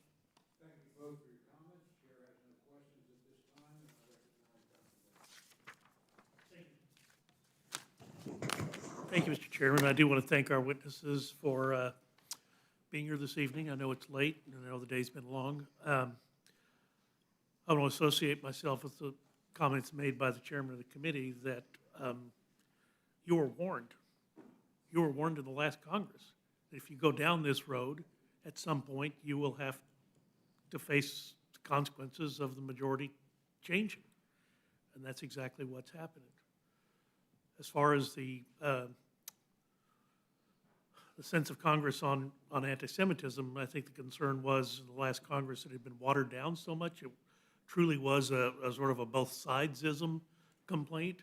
It also contained passages on Islamophobia as well as anti-Semitism, and there were many members, myself included, who felt that that watering down process was not necessary and in fact harmful to the overall process. So I appreciate the witnesses being here this evening. I won't prolong this discussion. You were warned when you went down this road in the last Congress, and I will share with you, I do hope it ends here, but that is not a surprise that we are here. And I'll yield back to the chairman. Well, thank you very much, Mr. Chairman. And let me be clear about the precedent here. I mean, the standard that was set when we moved to remove Representative Green and Gosar from their committees, it was a pretty low bar. And the bar was very clear. If you threaten to kill another member of Congress, you threaten to do harm to another member of Congress, then you lose the privilege of being on a committee. That was it. And I think it's a pretty low bar. Is it a high bar, I guess? Really? I mean, that's it. That was it. And that's what prompted that. And let me ask you, let me ask you unanimous consent to insert into the record a statement released today by Representative Spartz about this resolution.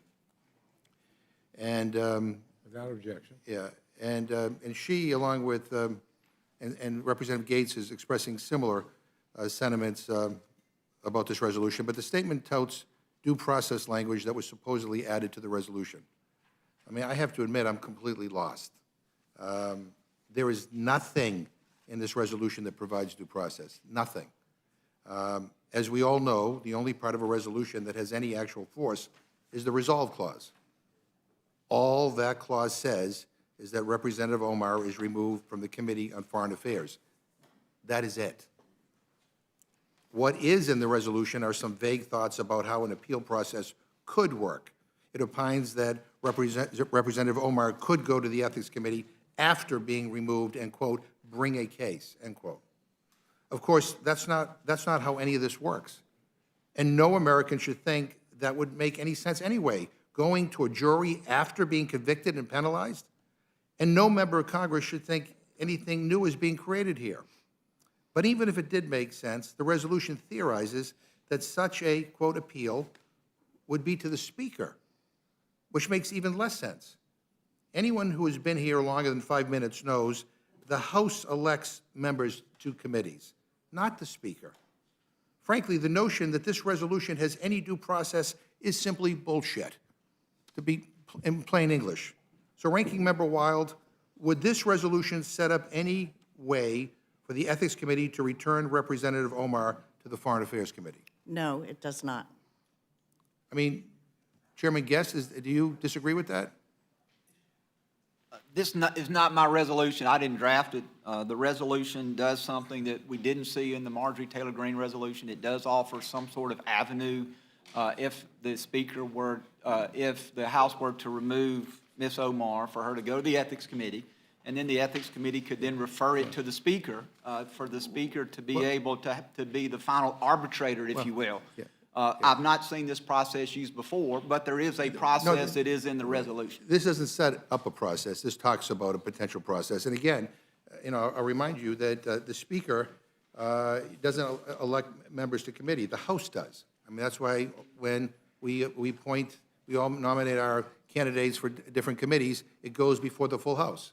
That's the way this works. Chairman Guest, in January 2019, Representative Marjorie Taylor Greene liked a comment on social media that advocated a bullet to the head of then Speaker Pelosi. In a video, Ms. Greene claims that then Speaker Pelosi is guilty of treason. Ms. Greene then says, quote, "It's a crime punishable by death is what treason is. Nancy Pelosi is guilty of treason." I assume you don't agree with those comments. Do I agree that she made those comments? No, Or do do I you- agree with the spirit of those with the comments? spirit- I do not agree with the spirit of those Yeah, all comments. right. That is All right, correct. so, I mean, I think we were all saying that they're not appropriate, right? Yes. Does it disqualify her from serving on the Homeland Security Committee? Well, that's not a decision for me to make. I'm not the arbitrator No, of who serves on what committee. But you're making a decision about And if you wish to bring a resolution No, disqualifying her, then you have the ability to do so. I'm just, you just gave a statement about how, because of remarks that Representative Omar made, which she apologized for, that she is not qualified to be on the Foreign Affairs Committee. I think Homeland Security is a pretty important committee. I'm here and to some- argue the process about how this legislation should go forward. I'm not here to opine about whether or not I agree with statements that Ms. Omar made, that Ms. Greene made, but or with Mr. re- Gosar. but- That is not why I'm but with before this respect, committee today. Do you support this resolution? Yes, I wouldn't Okay, be all here right. if I did not And support it. are you bringing this resolution before the Rules Committee? I am, yes. Okay, so I'm finding it hard to follow that on one hand, you're supporting this resolution, on the other hand, you're trying to say you have nothing to do with the resolution. The bottom line is you are supporting a resolution to remove Representative Omar from a committee because of statements she made that she has apologized for. Now, I'm just read. The totality of the circumstances. Yes. Let me go on. In a Facebook post from April 2018, Representative Greene wrote conspiratorially about the Iran deal negotiated by former President Obama. A commentator asked Greene, now, I'm quoting now do we get to hang them, meaning H and O, end of quote, referring to Obama and Hillary Clinton. Greene responded, and I quote, "Stage is being set, players are being put in place, we must be patient, this must be done perfectly, or liberal judges will let them off," end quote. Does that give you any pause as to whether someone who says those things should be on the Homeland Security Committee? Again, I'm not here and not going to opine about Ms. Greene and what committees that she should serve or should not serve on. Yeah, this bill, you're bringing this bill to the floor, you have an opinion on one member, but you don't have an opinion on the other. Let me continue. In 2019, mere months before announcing her candidacy, Ms. Greene posted a video on social media recruiting attendees for the, quote, Fund the Wall march in Washington. She told her followers, and I quote, "Protest against this out-of-control, tyrannical, insane federal government of ours. They are nothing, and they should fear us. Every single one of them. They should fear us. They should be cowering in fear. And you know what? If you show up in big numbers on February 23rd, oh, I promise you, they'll be struck with fear on the inside. All the Obama holdovers and the Hillary Clinton holdovers, when we rise up, we can end all of this. We can end it. We can do it peacefully. We can, I hope. We don't have to do it the other way. I hope not. But we should feel like we will if we have to, because we are the American people. She's also liked comments about executing FBI agents. Again, does that give you any pause about her being on the Homeland Security Committee? Again, I'm not here to opine, to agree or disagree with any statements that she may have previously made, any comments that she may have liked. I'm here to talk about the process that has been set forth by previous Congress as to how this resolution should go forward. Well, 3 years ago, 17 people were murdered at the Marjorie Stoneman Douglas High School in Parkland, Florida. A year later, Mrs. Green claimed without evidence that the school shootings were convenient means of pushing for stricter gun laws. At the time, she said, quote, "I'm told Nancy Pelosi tells Hillary Clinton several times a month that we need another school shooting in order to persuade the public to want strict gun control," end of quote. I will also add, she appeared at a white supremacy rally with Nick Fuentes. You know who Nick Fuentes is by any chance? No, I've never met him personally, but I know that. You know, I mean, a white supremacist who spouts anti-Semitic comments, you know, who denies the Holocaust happened. She shook his hand at this event. I say all of this because, again, I think that the bar that was set before was pretty clear. If you threaten other members of Congress, you don't have the privilege of being on a committee. So when people talk about precedent, opening the door, I mean, that was the bar that was set. And that you are here with a resolution, and again, I don't want to put you in the spot because it seems that there's been a pattern today of committee chairs coming before us to bring us resolutions that they had nothing to do in terms of writing, but they're being forced to bring them before the Rules Committee because it's been referred to your committee. I mean, this is beyond the pale here, and it's not about the example is not the Marjorie Taylor Greene Gosar example. I can go through a whole list of Gosar statements too, as well, that are equally disturbing.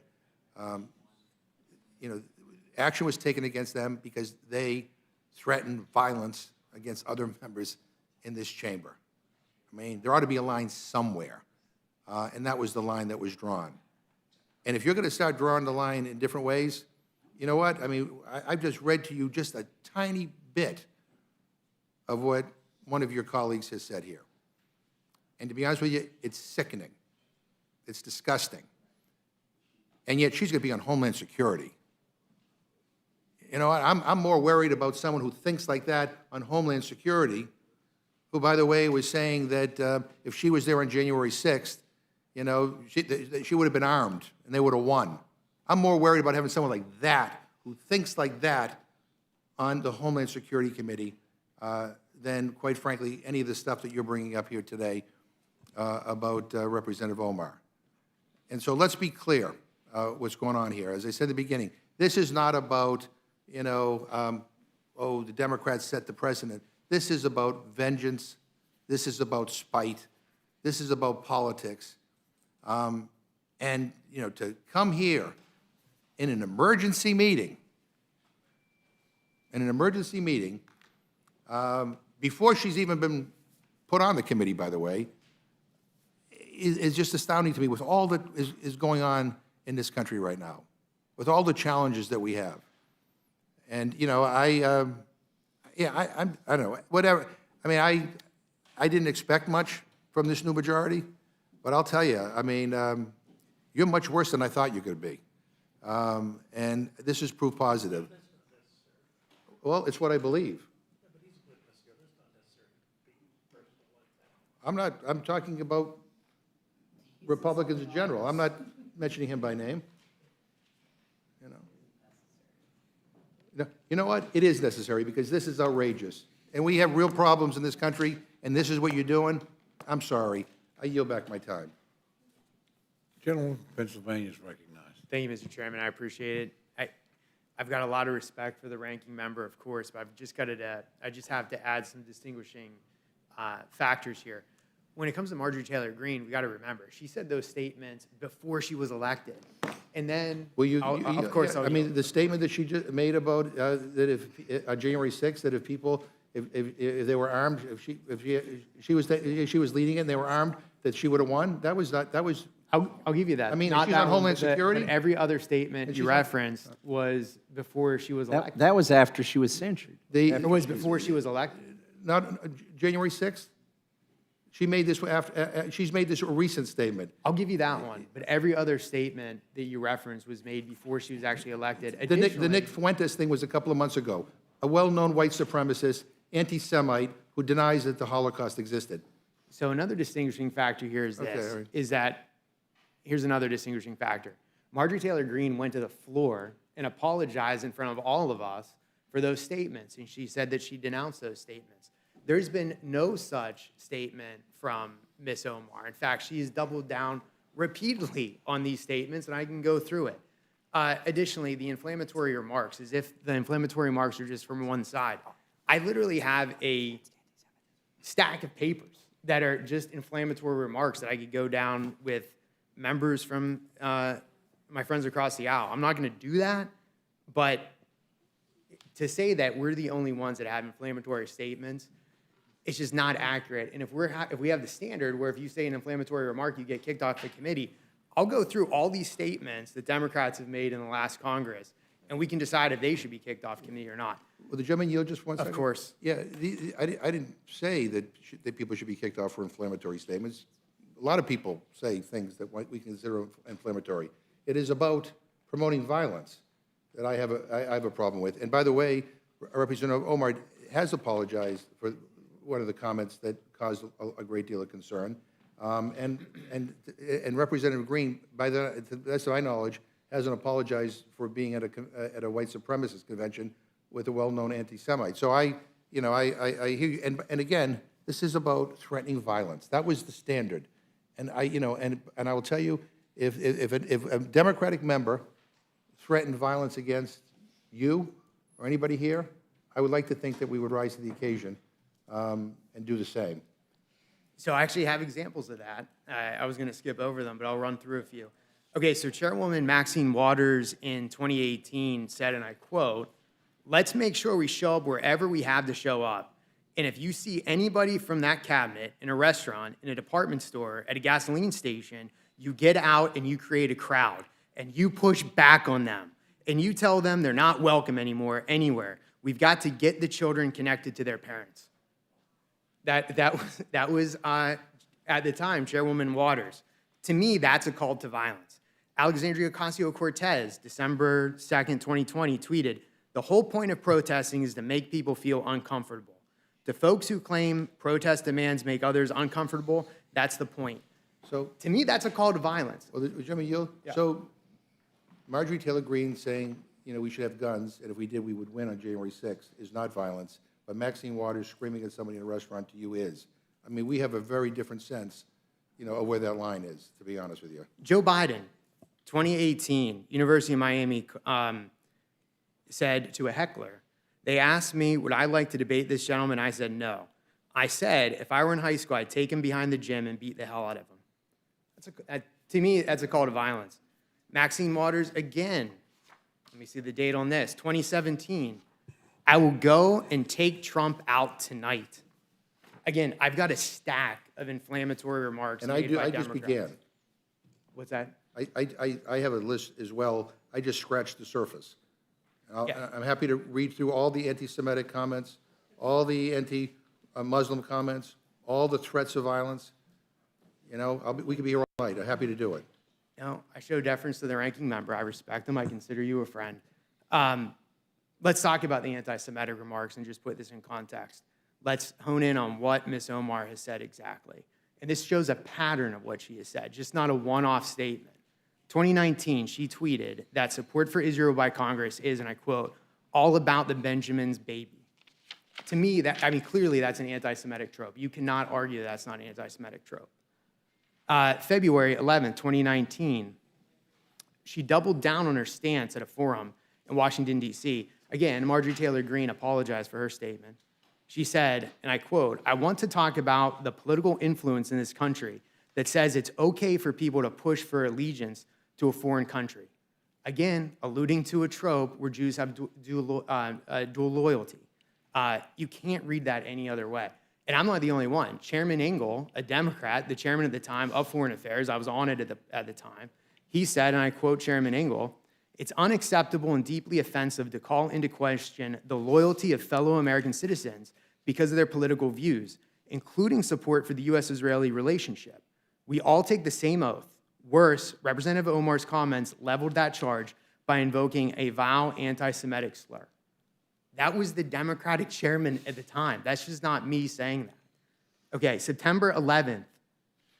I'm sorry, in March 29, about September 11th, Representative Omar said, and I quote, "Some people did something," clearly minimizing the most heinous terrorist attack, the most heinous attack on this soil ever. Some people did something. Completely unacceptable.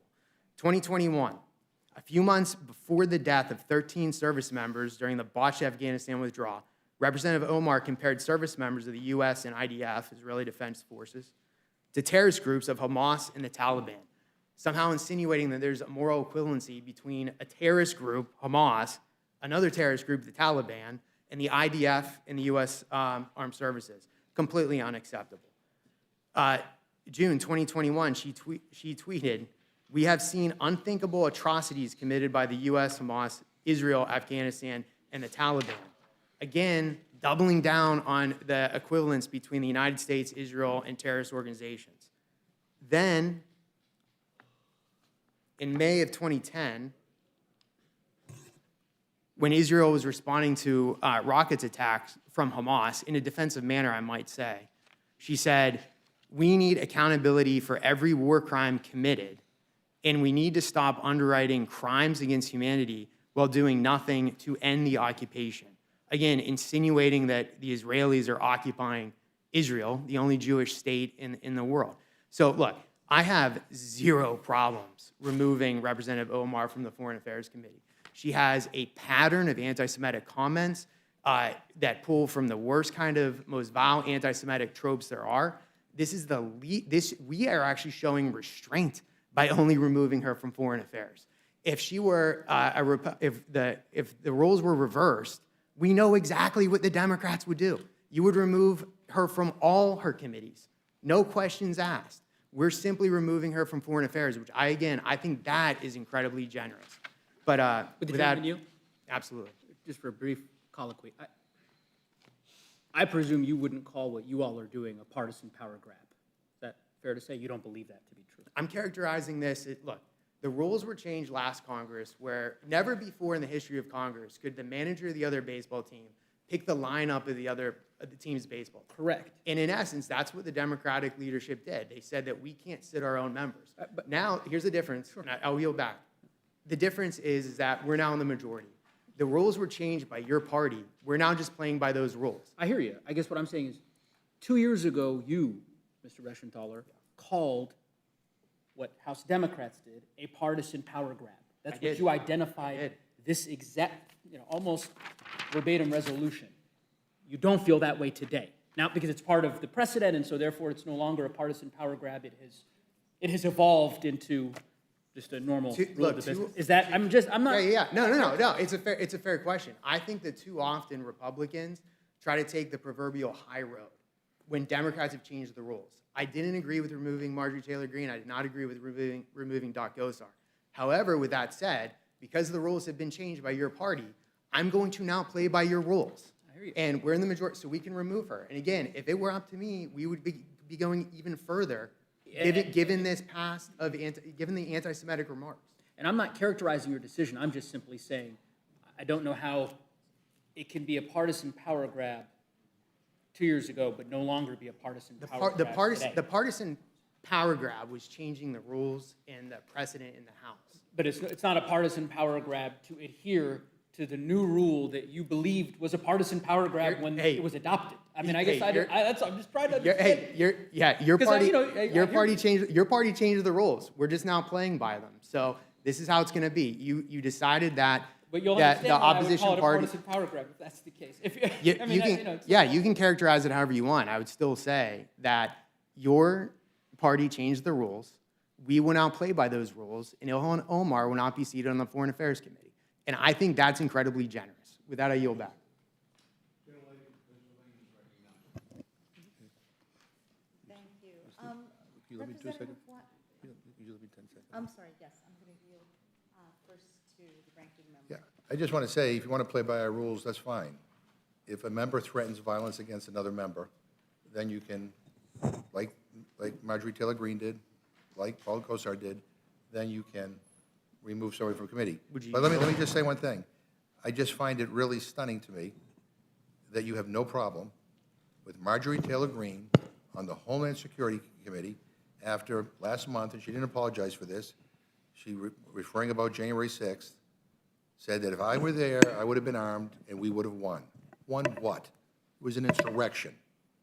People were injured. 140 Capitol Police officers were injured. People died as a result of what happened that day. Staff were traumatized. The country was traumatized. It was an attempt to overthrow a legitimate election. And yet, you are totally fine with her on the Homeland Security, defending our homeland when she's basically siding with the people who attacked this building and tried to kill people in this building. That I don't get. With the ranking member yield. Yeah, you have the time. Yeah, you can. Yeah, if she'll yield to you, I'll. Thanks, yield I to you. appreciate it.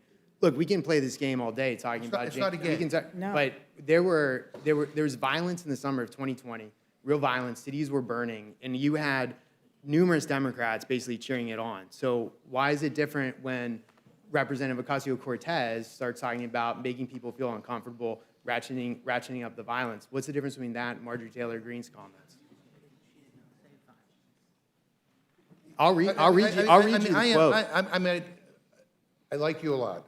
I'm Likewise. just stunned by this conversation, and that you don't see, the difference here, or by the fact that somebody who would say that, by the way, there's a pattern of this stuff, somebody who would say that you all feel comfortable putting on the Homeland Security Committee.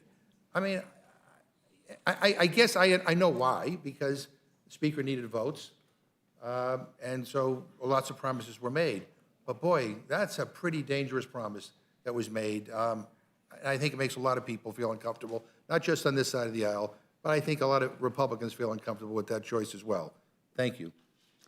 So reclaiming my time, I think one of the areas where we've seen that this resolution has made even Republicans queasy is we just saw a tweet from Representative Spartz saying she's supporting the measure because due process was added into the resolution and that there's now some kind of due process here.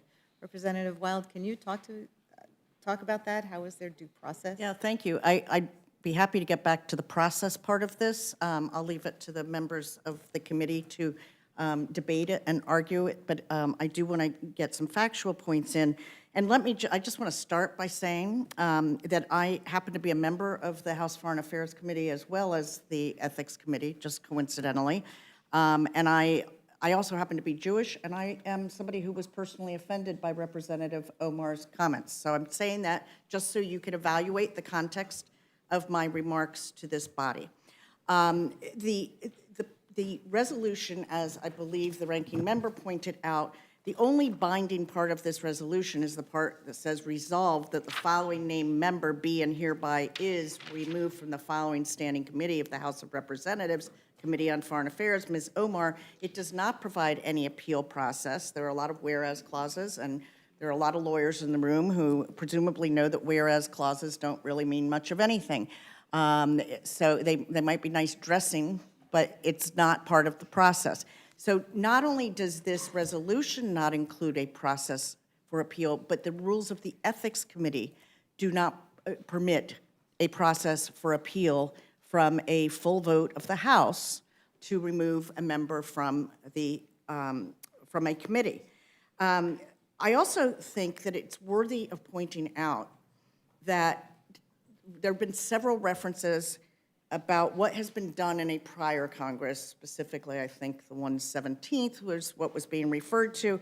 I don't believe that's justification for moving forward on something in the 118th that is patently violative of a process that we have in place. I would point out that Mr. Guest was not a ranking member or chair of ethics at the time those members were removed from their committees, nor was I a ranking member or chair. So what is happening now, I think, should be viewed as moving forward, not backward. I'm reminded, as some people were speaking, of my parents' admonition that two wrongs don't make a right. So for those who think that it was wrong to remove those members from committees and to somehow justify the removal of Ms. Omar because of what's happened before, I don't think is proper process also. The other thing that I think is really important to point out is that the comments made by Ms. Omar do fall into the category of opinion.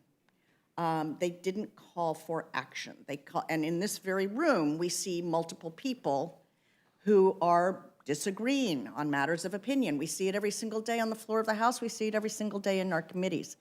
That's kind of what we do here. And just because I or somebody else might find a fellow representative's opinions to be offensive should not be the basis for taking action for removal from a committee, as opposed to, and I'm not going to go through what those comments were, they've already been addressed by members who have advocated action, not opinion. And finally, I do just want to point out, for those of you who may not know, that Ms. Omar actually did suffer repercussions as a result of her comments. She was, and I was a member of Foreign Affairs at the time, she was as well. She was slated to become vice chair of, when we were in the majority, of the Africa Subcommittee. And that was taken away from her by then Committee Chairman Elliot Engel, with the assent of the chair of the Africa Subcommittee, who was then Karen Bass. And I think that's an important note to make, because to me, that is where this kind of action needs to be taken. If something that a member does is patently offensive to the work of the committee and what the committee's mission is, it seems to me that that's something that should be dealt with within the committee, as it was with Ms. Omar back then, rather than doing a blanket removal of somebody for their stated opinions. So with that, I hope, I don't know that I've answered any questions, but I hope I have, because I do think that that reflects very much. And I just need to say one more thing. I think it was my colleague from Pennsylvania, Mr. Reschenthaler, who made the comment that the Democrats changed the rules. Well, the reality is that the rules change with every Congress, particularly when we shift which party is in majority, and Republicans have changed rules themselves. So I would really urge this body not to pass this, and to recognize that we perhaps should all take the higher road and not seek punitive actions against members based on their opinions. Thank you. Thank you for that. You know, we spent 2 hours earlier today having sort of a middle school level salon about socialism, and now we're back to waste what will probably be another couple hours to make another pointless political statement to appease radical right members of the House Republican caucus. House Republicans have so much trouble governing with their fractured majority, even electing a speaker, that they are using their slim control of the House to sow division and create chaos and dysfunction. This bill does nothing to address inflation or crime or the issues that American families actually care about. As the chairman and other members across the aisle have tacitly acknowledged, this resolution is retaliation for the removal of 2 Republican members from their committees in the last Congress after they threatened violence against other members of Congress and the President of the United States. But I would note that those removals occurred with bipartisan support only after Republican leadership refused to take any action. And as we just heard, that has not been the same case with respect to Representative Omar. This resolution that we're looking at cites a 2019 statement by the former chair of the Foreign Affairs Committee, Elliot Engel, criticizing statements Representative Omar made.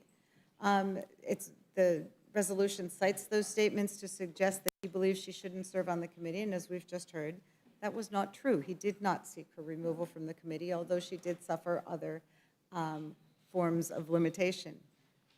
But what is also deeply troubling is this seems to occur as part of a pattern of demonizing female members of Congress, and particularly women of color serving in Congress, in order to sow division and distract from the fact that there apparently is no plan or consensus among our colleagues across the aisle to actually serve the American people. We're less than a month into the 118th Congress, and we're not hearing anything about actually delivering on campaign rhetoric. We're dealing with the issues facing the American people. This is a deeply unserious measure, and I strongly oppose the resolution. Thank you. Gentlelady from Minnesota is recognized. Thank you, Mr. Chair. And first of all, I would like to associate myself with the remarks of Mr. Reschenthaler. I think you did a very good job of putting things in perspective. But, you know, and I think we talk about the precedent that's set, and we are a body of precedent. I mean, you know, there's a book like this thick that we deal with precedents. And so this precedent was set. This was set. This was, and I think Mr. Cole said earlier, or Chair Cole, excuse me, said earlier that the majority at that time was warned and said, you are setting a dangerous precedent. And so just like to point that out. But Ms. Wild, I just wanted to ask, I think, as I recall in your statement, you argued that it should have gone to ethics, that this should have been referred to the Ethics Committee. Is that, did I hear you correctly? What I referred to is the process that the Ethics Committee has for taking complaints about members' conduct, doing an investigation, and when warranted by the violation, recommending that the House adopt sanctions or restrict certain privileges, including service on committees. So yes, I do believe this is something that should go through the Ethics Committee. So the other cases should not have gone through ethics? Well, that's exactly why I or- pointed out that I Okay. was neither ranking member nor chair, nor was Mr. Guest, and I'm a believer in following the rules that I believe exist.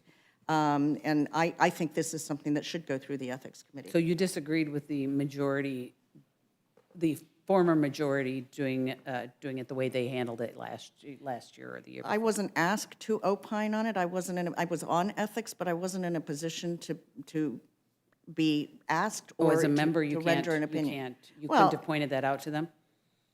To whom? To the majority who was pushing it through the way that we I had many are living it conversations now. with many members when we were in the majority about those particular votes. Okay, I just wanted to be understand if you were being consistent, because if you're arguing now it should be an ethics committee issue, and in the 117th it shouldn't have been, but I just wanted to make that clear, because we did send it, but the precedent was set that this is the way by the former majority, that this is the way it's handled.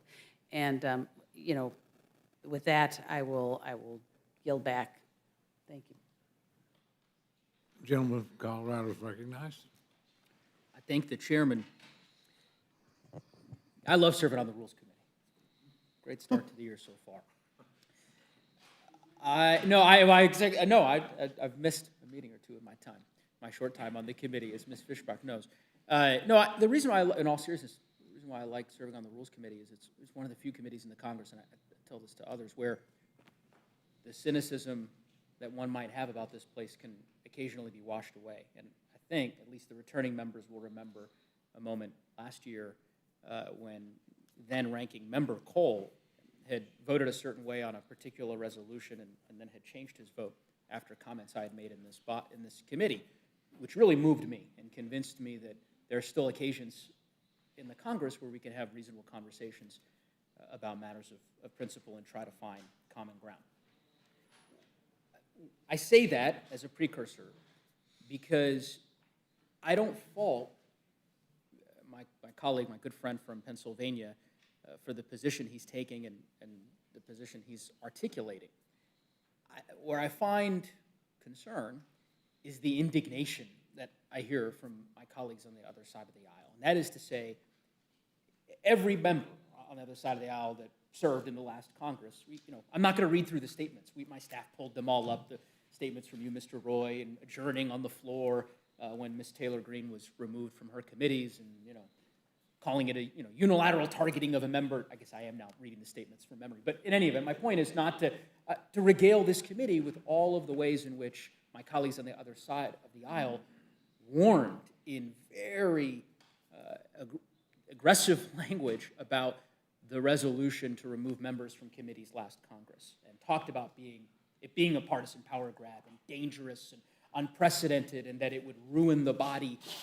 And I understand my colleague from Pennsylvania's point that as a result of those steps, and of course, you've heard the ranking member, I think, articulate really well, in my view, the ways in which he would distinguish the situations. But nonetheless, I understand that you're now making the argument that you're operating under that same general principle. But I don't think that means you have to abandon the view that the process that this committee and that the House is now engaged in on a regular basis of removing members from committees isn't a sustainable one for the House. That's, I guess, what I'm saying. And I'm happy to yield to the gentleman if he'd like, but it's not. I hear what you're saying. I hear the argument you're making. Where was the concern last term then? If this is so detrimental, which I think it actually was detrimental to do this, where were you last year? I hear you, and I'll get to that. Precisely why I referenced now Chairman Cole, from a ranking member, notwithstanding my belief that there are distinguishing factors to the former chairman, now ranking member McGovern. The ranking member chair thing's going to confuse us all.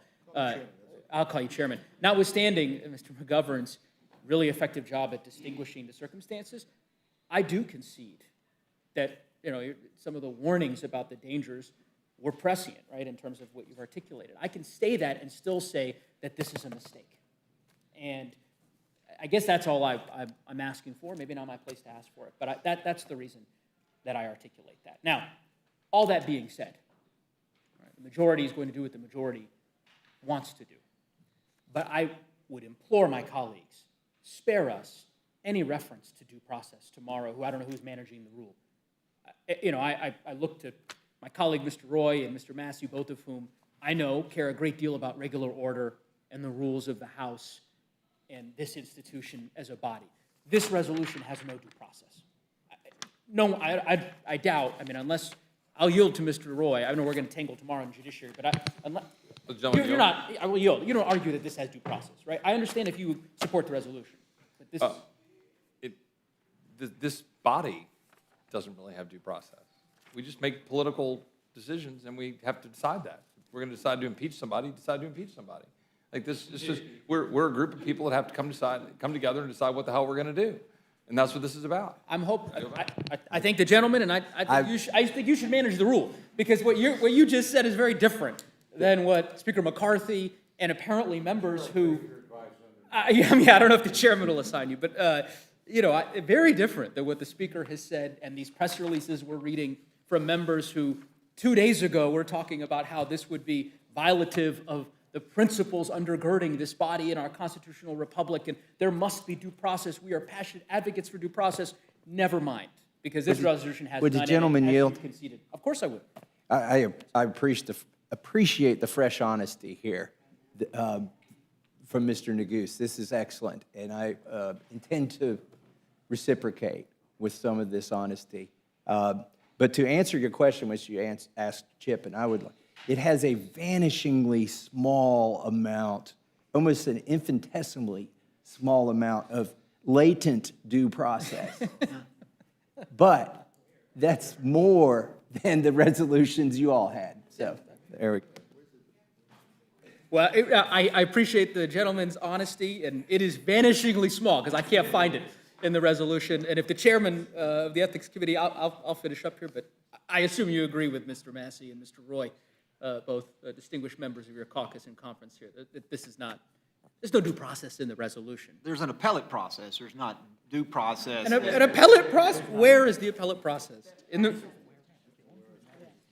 It says here, and I did not draft a resolution, this is not my resolution, whereas any member reserves a right to bring a case before the Committee on Ethics as grounds for an appeal to the Speaker of the House for reconsideration of any committee removal decision. Sure. That is language that is in the So resolution. prefatory language that has no binding whatsoever in this body constitutes an appellate process to you? That's a, Well, it does give, assuming that Ms. Omar is what removed does from it her give, where does committees. it say it gives anything? It says that she has a right to file a complaint with the Ethics Committee. That's what's in the resolution. I hear you. Well, in any event. And I would agree that that's more that was in the resolution as it hoping- relates to Marjorie Taylor Greene, which contained none of that language. Yeah, no, it's fine. I'm not, we don't have to go back rounds and rounds.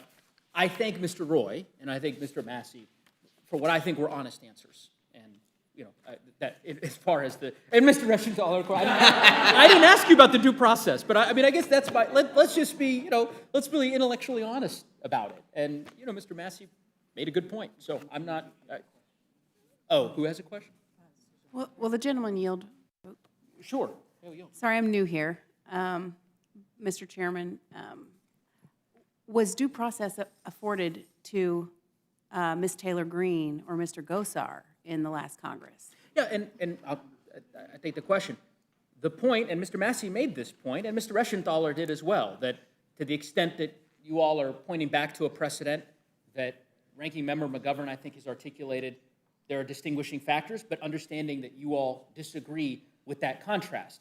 Nonetheless, I don't remember members in our conference describing the resolutions that removed Mr. Gosar from his committees, by example, as being rife with ample due process. That was not an argument that was made. Maybe made by some members, certainly not one that I'm aware of. So, and that's simply my, hold on, my timer, but my point is, and I'll happy to go back to you for a colloquy. My point is that let's just not make the argument that this provides due process, because it doesn't. And Mr. Massey answered it honestly. As you said, vanishing, you had such a... yeah, but much better way of describing it than I could come up with. So, you know, it's intellectually honest to say that. And also you can make that argument that it had, that vanishingly small, as Mr. Massey said, was more than perhaps in another resolution considered previously. If you want to make that argument, that's your argument to make. So your argument is not that the majority, when you were in the majority, provided due process. No, my argument your argument is that we shouldn't argue that this provides due process. Yes, my argument is simple, that there are multiple members of your conference who made the argument that they would not support a resolution to remove Ms. Omar from a committee or any committees, without due process. And my, in one moment, of course, Mr. Chairman. And my argument, or not my argument, I think it's been established as a fact during the course of this hearing, is that this resolution does not provide due process. So to the extent that members are now saying, you know what, I'm going to vote for this resolution because it has it, we've established on a bipartisan basis it doesn't. That's all I'm making the argument about. Or I'm sorry, as Mr. Massey said. Correct. So, and of course, I yield to the chairman. Well, thank you. Just to make the point, many people that made that argument also said, but if you do this, this is the door you're going to open. So, yes, you can argue for process. You overruled those arguments. You made the decision that was not a valid argument, and you acted accordingly. Every member up here that was in the last Congress voted to remove Republican members from committee, and not from one committee, and not for specific cause, and in some cases for remarks that were made before they were members. That was your decision. But at the time, it was said, if you do this, you're opening this door. Well, the door's now open. You raise a fair point, my friend, about whether or not we should walk through that door. That's a fair point. But don't imply that people said, if you do this, there will be no consequence to doing it. Actually, that warning was made loud and clear, and here we are today. And I'm sad we're here, but we are here. Yield back to my friend. I thank the chairman in salient points as always, and I would simply say, again, I'm just talking, I hear you, and I recognize the point you made. I think it's the same point that Mr. Reschenthaler made earlier. I'm just saying, as you characterize this resolution, let's just not talk about it as though it has due process if it doesn't. and I think we've established it doesn't. So that's all the arguments as to whether or not it should or should not are divorced from the point that I'm making, which is simply, let's not say that it has due process when it doesn't. That's all I'm thinking. And with that, I yield back. Yield to my friend from Kentucky. Thank you, Mr. Chairman. I would say it has very small latent due process, and vanishingly small. But there is, but you have to understand that it may have been enough to get somebody's vote and to express a concern. And I've spoken with that person at great length. And by the way, if you were going to compel anybody on this side of the aisle to vote against this resolution, I would be that person. I am probably, let's talk here. I'm probably the only one who's been removed from a committee who's sitting up here. Now, our majority did it in such a slick way, most of you didn't even realize it happened. When I was a freshman, I was named the chairman of the Technology Subcommittee on Science. That lasted about 12 weeks. Not only was my gavel taken away, I was no longer a member of that subcommittee. How did they achieve it? Actually, it might be a good idea here. They just dissolved the subcommittee. John Boehner told Lamar Smith there's no way he can be chairman of that subcommittee, and Lamar did it in the kindest way he could. He just dissolved the subcommittee. He said, we're going to merge your subcommittee with the research subcommittee, and you can be, I'm embellishing here, the decorative vice chair. So anyways, I'm not a fan of doing this. This is partisan. This committee is the most partisan thing I've ever witnessed. It's 9-4, right? It is meant to be partisan. The only way to make this bipartisan is to kick people off both sides of the aisle off committees. That would be a truly bipartisan resolution that we're doing. I came in here thinking if the other side of the aisle would be somewhat repentant about what happened to Marjorie or what they did to Paul Gosar, that I could find charity in my heart for Ilhan Omar.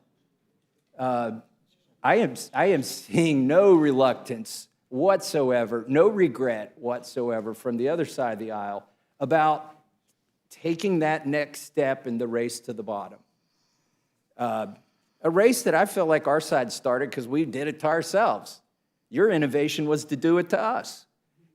And I think we taught you pretty well. It's because any case, if this resolution, if I could write the resolution, I would write it such that you all choose whether Ilhan remains on the committee or not. And I would do it by writing a resolution that says, whereas removing Marjorie Taylor Greene from her committee was wrong, whereas removing Paul Gosar from his committee was wrong, whereas neither action was taken with any due process, now therefore be it resolved, nobody shall be removed from a committee by their party or the other party without a unanimous vote of the Ethics Committee. Is that an amendment? Would you vote for it? I'm wondering, well, my question is if Ilhan would vote for that, I could probably vote to keep her on her committee. Because I do think it's a partisan exercise, and it pains me that we are at this point, and, I've struggled with it, but this is where we're at, and I don't think the other side of the aisle would take that step back with us and express regret or remorse for what they did. Ms. Wild? Yes. Can you tell me what Marjorie Taylor Greene, what it was that she did or said that got her removed from the committee? What was the reason given in the resolution that you voted for to take her off the committee? I wish I had that good a memory, but I don't. If I had more time to get prepared for this, I might have also been able to come back to it, but I just don't know. Let me tell you why you can't remember and why nobody here can remember the specific reason. There was given no specific reason. I'll read it. Hers is the shortest resolution you can imagine. Whereas Representative Marjorie Taylor Greene should be removed from her committee assignments in light of conduct she has exhibited. Now, therefore, be it resolved. There was no specific allegation. May I just? Please. Interject? May I point out, Mr. Guest has kindly provided me with that resolution. That, again, what you just read, was in a whereas clause, which is not in any way binding. It doesn't provide due process. No, it doesn't. It might be nice by way of history when preparing a resolution to include more details so that. Reclaiming my time, she was kicked off for no specific reason. None whatsoever. It is not in the resolution. I'm looking at it right now. When we, the right to do, there's even, not only was there not due process, there was not an allegation, a specific actionable allegation wasn't even in this. I suspect I know why. It's because this was unprecedented, and it was probably, as you might complain here tonight, for things that she did before she was in that term. But these were things. This happened on February 4th, 2021. So even though there's a vague reference to something she did with no specific allegation, we know that it had to do with something before she was ever elected. And my own personal feeling, if we weren't engaged in this partisan exercise, is that anybody on either side of the aisle, if you did something before your election that may have been unsavory but was legal, the voters are the ones who adjudicate that. There's 750,000 people in your congressional district that's where the due process is, frankly. And I believe, with full admission, that I'm engaged in what we're all engaged in right here tonight, which is a partisan exercise. You're on one side, I'm on the other. I believe that we really shouldn't be litigating things before somebody became a congressperson. I don't think it's the domain or the jurisdiction of the Ethics Committee. But I think your side of the aisle may have felt the same thing at that point, and which is why there's no specific allegation in hers. So at least this resolution, which I'm sad we're at, the resolution to keep a certain person off of a committee, at least it's got some specificity and what the reason is. The gentleman yield for a second? I'll yield to you. No, the gentleman keeps on talking about the purely partisan process, and I just want to ask unanimous consent to insert in the record the final vote in the House on the Marjorie Taylor Greene issue. It was a bipartisan vote. 11 Republicans joined with all the Democrats, so it wasn't a purely partisan thing. I just think the record should reflect that. And the same with Mr. Gosar as well. Reclaiming my time, Absolutely, you're not sure how tomorrow's going to turn out, are you? I have no idea how tomorrow's. Okay. So to call it may be early to prejudge No, that this is partisan. You're right. This might be a bipartisan effort. I should retract my statement that it is partisan. There may be those of you on that side of the aisle that join us. I'll just close by pointing out that if I were to be persuaded tonight to not be partisan, it would have been by those on the other side of the aisle regretting that they had been partisan. And I don't see any remorse whatsoever, particularly in the person who's being judged here by the resolution. So that's ultimately, I spent a couple hours with our colleague, some of our colleagues who had the most heartburn over this resolution because they took a principled stand. But ultimately, I was going to let this resolve it for me. Does the other side agree with the principled people on this side of the aisle? And the answer is no, they don't even agree that we shouldn't be kicking people off committee. They think the criteria should be different.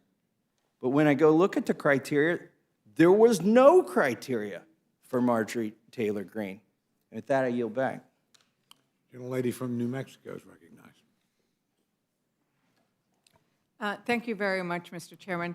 I really want to begin by following up with the ranking member from Ethics about the difference between opinion and action. But it also leads us, I think, to the difference between vengeance and consideration. And I think from what we've heard a little bit today is that this is about vengeance. This is about vindictiveness. This was going to happen to you, so we're doing it now. We're exercising that ability. But Representative Wild, could you just follow up? I know you also wanted to talk about some other matters. Can you elaborate a little bit more on the issue of what makes the difference of somebody saying we should go and engage in protest, engage in peaceful protest that might make somebody uncomfortable because we're calling out actions that they might not like, versus actually calling for violence against your colleagues? Thank you for the question. My testimony here is largely intended to be directed to the process, not to the substance of anybody's remarks and whether or not it justifies removal. I did, however, make that comment about Representative Omar's statements being matters of opinion, similar to opinion that's uttered every single day here, and not improperly so, versus statements of action or incitement of action. But the reason I brought that up is because I was thinking about it in the context of the way the Ethics Committee works, which, by the way, I said it in my opening remarks, but the Ethics Committee is composed of an equal number of Democrats and Republicans. It is the only truly bipartisan committee on Capitol Hill. And we actually, Mr. Massey, I do want you to know, we do sometimes come to unanimous decisions in the Ethics Committee. We have on, not this Congress, of course we haven't met yet, but we have on a number of occasions come to unanimous decisions, which is, you can imagine, fairly unusual. And it's because we are being called upon to evaluate actions or conduct of members, and we weigh all of these kinds of considerations, which would include, getting back to what I was trying to say there, we would undoubtedly include a discussion of whether it was proper opinion that was stated, whether we disagreed or not, versus actions that were being encouraged or incited.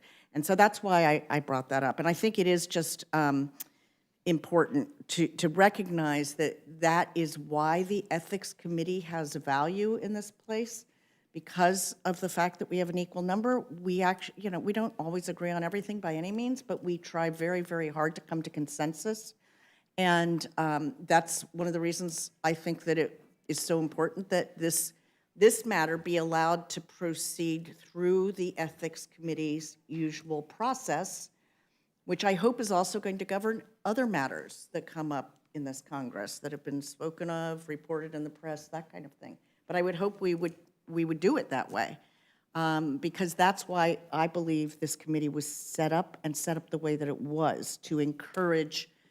You can't win in the Ethics Committee unless you sway a member of the other party, So I just think that it makes it very unique, and I think it's also very important to preserve the integrity of the Ethics Committee, but also to preserve the integrity of this body so that we can't randomly do things on a partisan basis. I wish Mr. Massey were here to hear that, but that is, that's why it was set up that way, and it's because we should not be taking harsh actions against members of Congress that are not done on a truly bipartisan basis.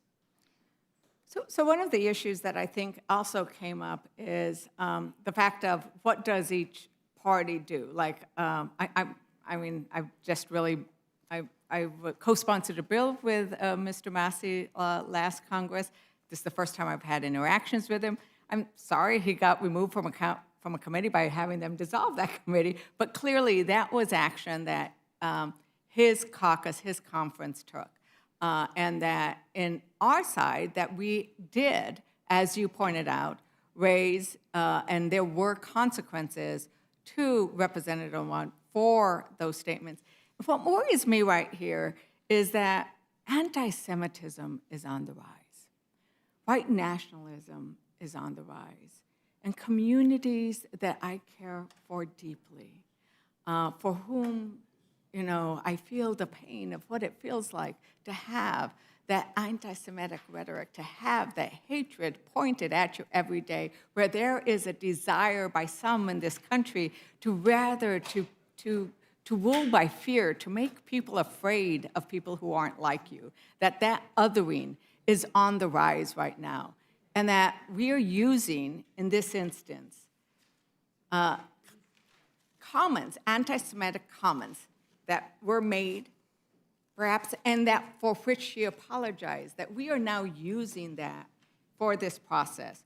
So in this moment of where we have said, this is, you're going to have it coming to you, because we had it again, that we are using statements that were made a while back that are wrong, and that we are perhaps minimizing the horror of anti-Semitism right now, the horror of white nationalism that's raising. And that's a concern for me as we go about this process. Because I think there is a distinction between comments where you're actually directing action, that it's actually about violence, it's about guns, it's about let's shoot, it is a different type of animal that we're talking about there. And that, I think, is also should be very concerning to us as we move forward on this, because we should all be universally condemning anti-Semitism. And it's, you know, in regards to Mr. Massey, question about what was it, the resolution set out clause after clause after clause about what was it that Representative Green engaged in that was wrong and that led to that. And it wasn't stuff that just happened, as our ranking member pointed out. She continues to engage in that, where just a year ago, they spoke, both Representative Gosar and Representative Green, at a gathering of white nationalists in Florida. So if there was a concern about anti-Semitism, it would be applied more judiciously than we are proceeding right now. And with that, is there anything else that you'd like to, okay, with that, I will yield back, Mr. Chair. Thank you, Mr. Chairman. You know, I agree.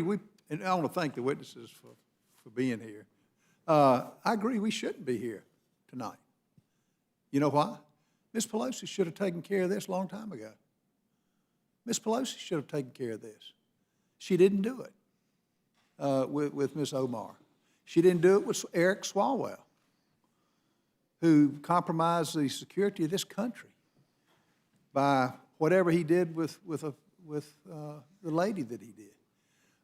Adam Schiff, all the lies he told with Russian collusion, and he was never held accountable. Ms. Pelosi should have taken care of this, and we would not be here. Now, the partisanship is real, and I'm glad. We are two worlds apart with the two parties in this country. We are worlds apart. And we talked about socialism for 2 hours. What this administration is doing is leading this country into socialism by their actions, not by my words. And I went into, why would you go into leaving $80 billion to countries that hate us? Why would you buy oil from countries of 13 countries in OPEC that do not have our best interests? Why would you do that? So we're different, and I'm glad it's partisan, because I will tell you, it's a preview of coming attractions. If this type language is said by other members of your party, and quite frankly, if the Republican Party, we would take actions on that. I'm glad we are. Now, Ms. Wiles, it's interesting you said that it's just Ms. Omar's opinions. We've got 20 standing and doesn't lead to actions. You said it's just her opinion. The 20 committees in the House of Representatives takes action. And how you feel about different subjects results in actions. Let me just go over on the Foreign Relations Committee, which every member is supposed to be a proponent for the United States of America, not foreign countries. National security developments affecting foreign policy, that's an action. Strategic planning and agreements, that's an action. War powers, treaties, executive agreements, that's an action. arms control and disarmament issues. That's an action. I mean, I could go down the list, but what Ms. Omar has said, I mean, and I'm not going to go through all of them, but what caught my attention long before now, that 9/11 was, some people did something. That's the insult to every American in this country, particularly the 3,000 people who died, who will never go home to their families, who will never participate in a football celebration or golf celebration. I resent that. That does tell her opinions, which result in actions. Israel, our greatest ally, is an apartheid state. She equated the United States and Israel with Hamas and the Taliban. I mean, this is inexcusable. And yes, I'm all in favor of this. And again, if other members take her opinion, which she represents 750,000 people, but our voice is magnified through social media all over America, 330 million people. I'm offended by what she did, and I gladly support this. I yield back. Gentleman from Texas is recognized. Appreciate the chairman. I do associate myself with the remarks of the gentleman from Kentucky, but also the gentleman from South Carolina, the gentleman from Pennsylvania, the gentlelady, all the remarks that we've been talking about over here. And I appreciate the spirit of the remarks from the gentleman from Colorado. And would note that we're here for a very obvious reason. The door was opened, and now we're dealing with that. And the door shouldn't have been opened. I'm reminded when I was in the Senate Judiciary Committee in 2005, and Miguel Estrada was being filibustered by the Democrat majority at the time. And we know why. We know this because a memo that said very specifically that he was being filibustered because he was an Hispanic conservative was found, but then shoved aside. We couldn't talk about it because it was found on a server, and they said, we shouldn't get it. There's a whole lot of backstory on that. But there was a lot of drama around that. There were 7 judges being held up: Priscilla Owen, Janice Rogers Brown, because she's black. That was all happening. We just sweep that aside. And you fast forward, and Bill Frist was being pressured to deploy the nuclear option. I remember being part of all those conversations, the Senate lawyer and the Judiciary Committee. Bill Frist decided not to deploy the nuclear option. In 2013, Harry Reid did deploy the nuclear option. 2017, then certain things changed at the United States Supreme Court. So now we live in that world. It is what it is. Now here we sit. The door was opened. I just went back and reread my speech on the floor because the gentleman, I hadn't done that yet. I went back and reread my speech on the floor. I stand by every word of that speech. And in it, I referenced the fact that I had just a few months prior had been in agreement with some of my colleagues on the other side of the aisle with respect to January 6th, which there's disagreements on our side of the aisle on some of that with respect to the votes at the time. And that I'd taken very strong disagreement and sought apology from our colleague on our side of the aisle about some of the remarks that were said, but felt that this was not the right path to go down. I stand by that. So here we sit. I could associate myself and do with all the remarks the gentleman from South Carolina. I have very strong disagreement with a lot of the statements that Representative Omar has made. We've covered most of them. That some people did something is the one that really sticks in my craw pretty strongly. Raises a whole lot of flags for me. I think there are significant amount of justifications to raise issues with respect to service on the Foreign Affairs Committee, but I would not go down this road. But I'm also reminded, in August of 1993, Juan Gonzalez was a batter for the Texas Rangers and was plunked by Alex Fernandez from the White Sox. And just a little bit later, Robin Ventura came to the plate for the White Sox, and Nolan Ryan was on the mound. And Robin knew what was about to happen. Nolan plunked him. And then Robin Ventura charged the mound, and then Nolan Ryan beat the crud out of him on the mound. That's what happened. We all know that's what happened. Old school baseball. Nolan Ryan defined old school baseball. This is raw politics. That's what this is. When the doors opened, then there's a question, and you have to decide what you're going to do. We're not going to unilaterally disarm. Just not going to do it. I'm tired of that. It just is what it is. Guys took a shot at someone on our team, about statements I disagreed with and took very much to task. But I've got strong disagreements with Representative Omar. I would prefer, if it were just starting from scratch, I would not choose this path. I'd just say whatever stuff you all want to say. We'll say whatever stuff we want to say. Our manager will pick our team. Let's go battle it out in committee. That's what I would say. I would say that's the right place to be.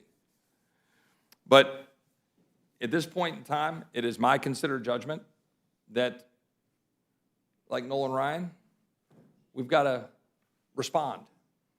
And I'm just going to be blunt and honest about it. That's just my belief. I think it's important. And I hope we'll get through this. We'll kind of hip check each other.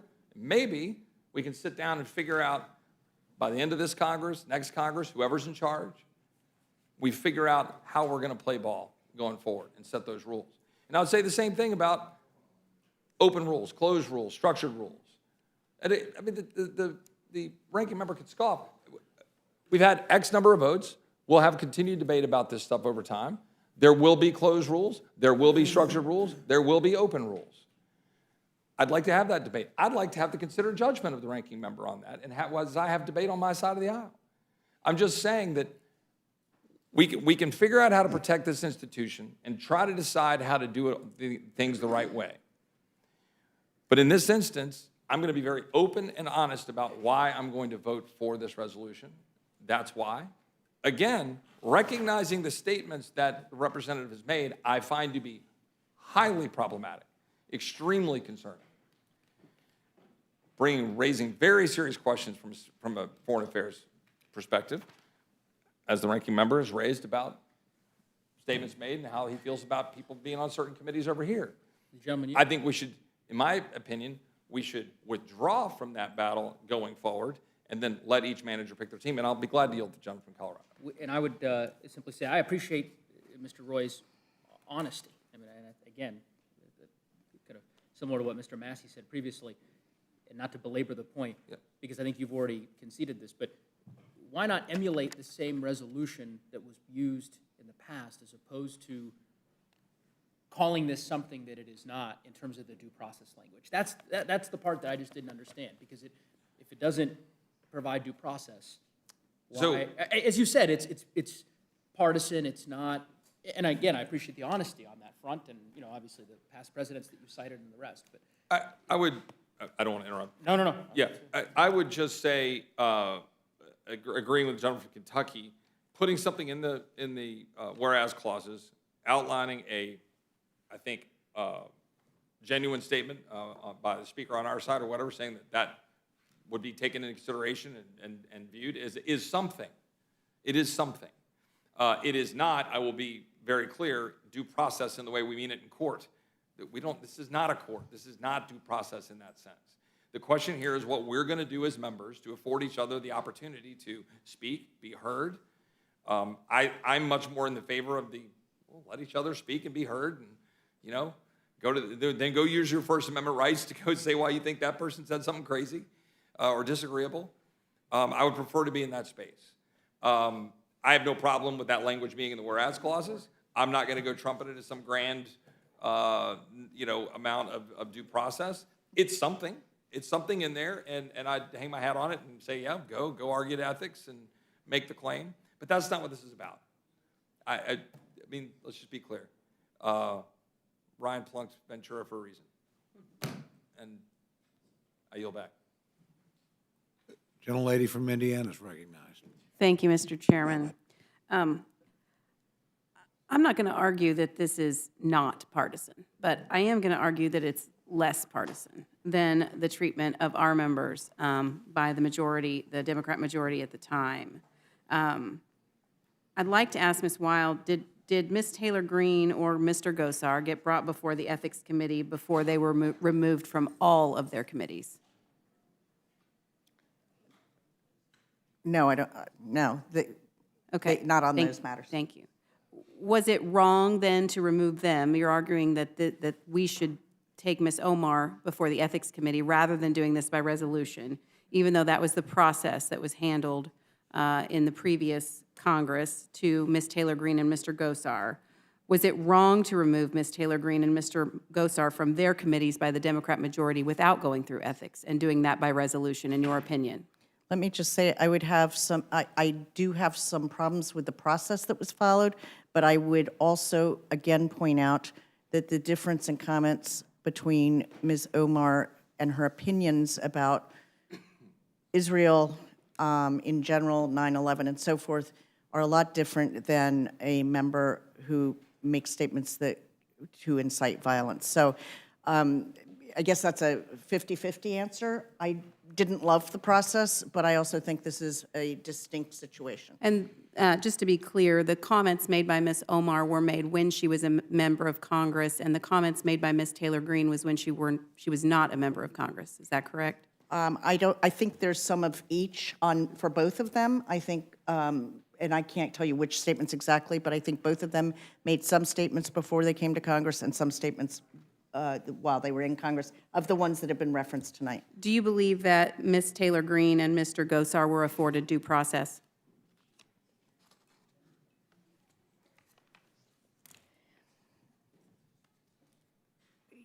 Can I see the resolution again, Mr. Guest? Mr. Guest was kind enough, he has the one at least on Ms. Taylor Greene. I don't know if you have the one on.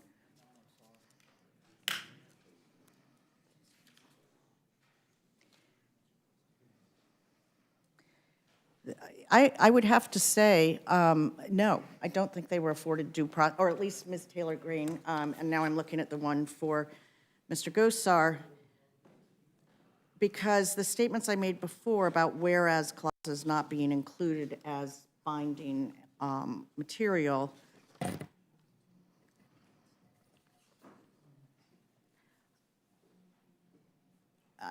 the resolution on Marjorie Taylor Greene is considerably different than the one on Mr. Gosar in terms of the resolved section. And so I can't put them in the same category. But as I said before, I don't think that it was the correct process.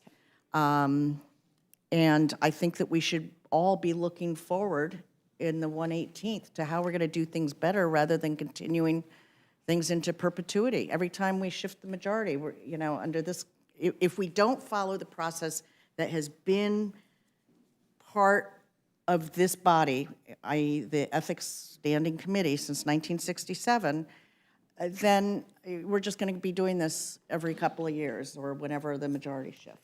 Ms. Wild, I appreciate that, and I appreciate that you were not the chairman of the Ethics Committee during that time, and you may have advised your Democratic caucus or conference otherwise in that process.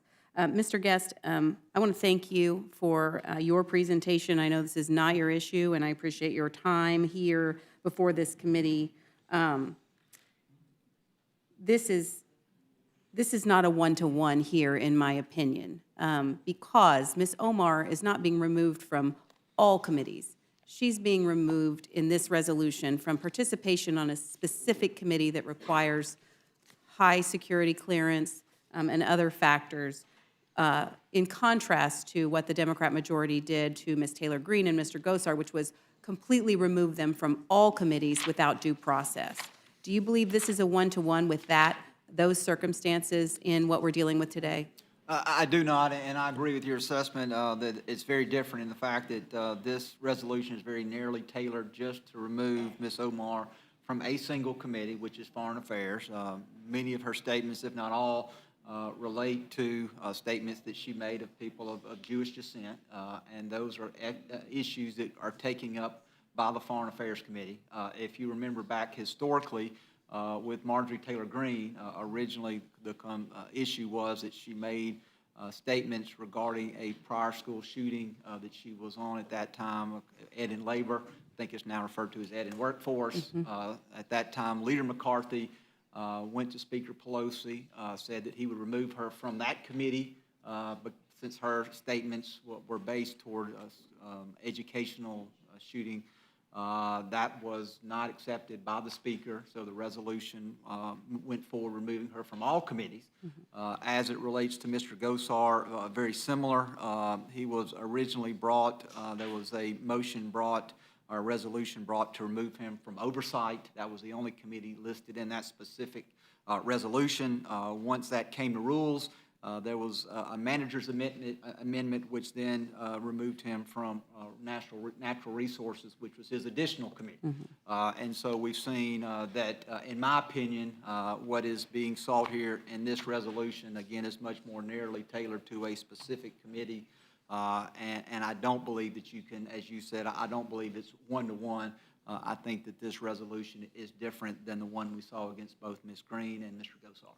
And just to be clear, Ms. Omar, if we pass this resolution, will be able to serve on other committees.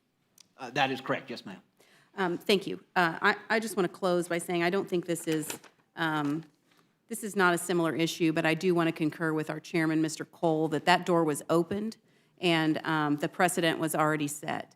We are following a much less partisan process, even though we have heard remarks on this side of the dais that it is partisan. It is certainly, in my opinion, as a new person to this Congress, we are approaching it in a more, with a more timid approach, even though we are taking this action and it is a firm action. We're not saying she can't serve on any committees. We're just saying she can't serve on this particular committee, and I yield back.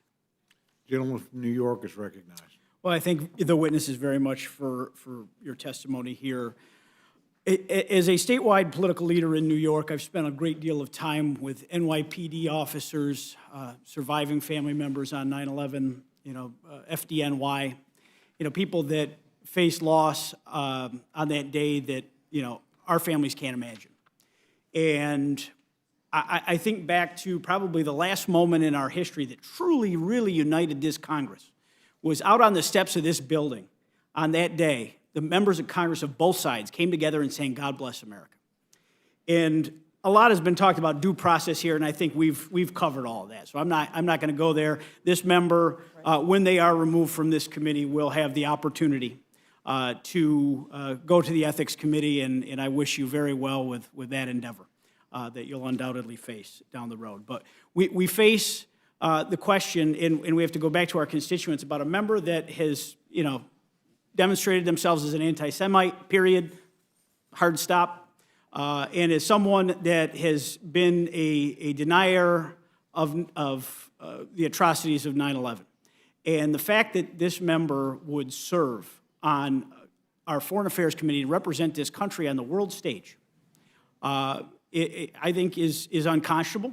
And I think this action is warranted. And I think you're going to be surprised with how many bipartisan votes are cast for this resolution tomorrow. So with that, I yield back.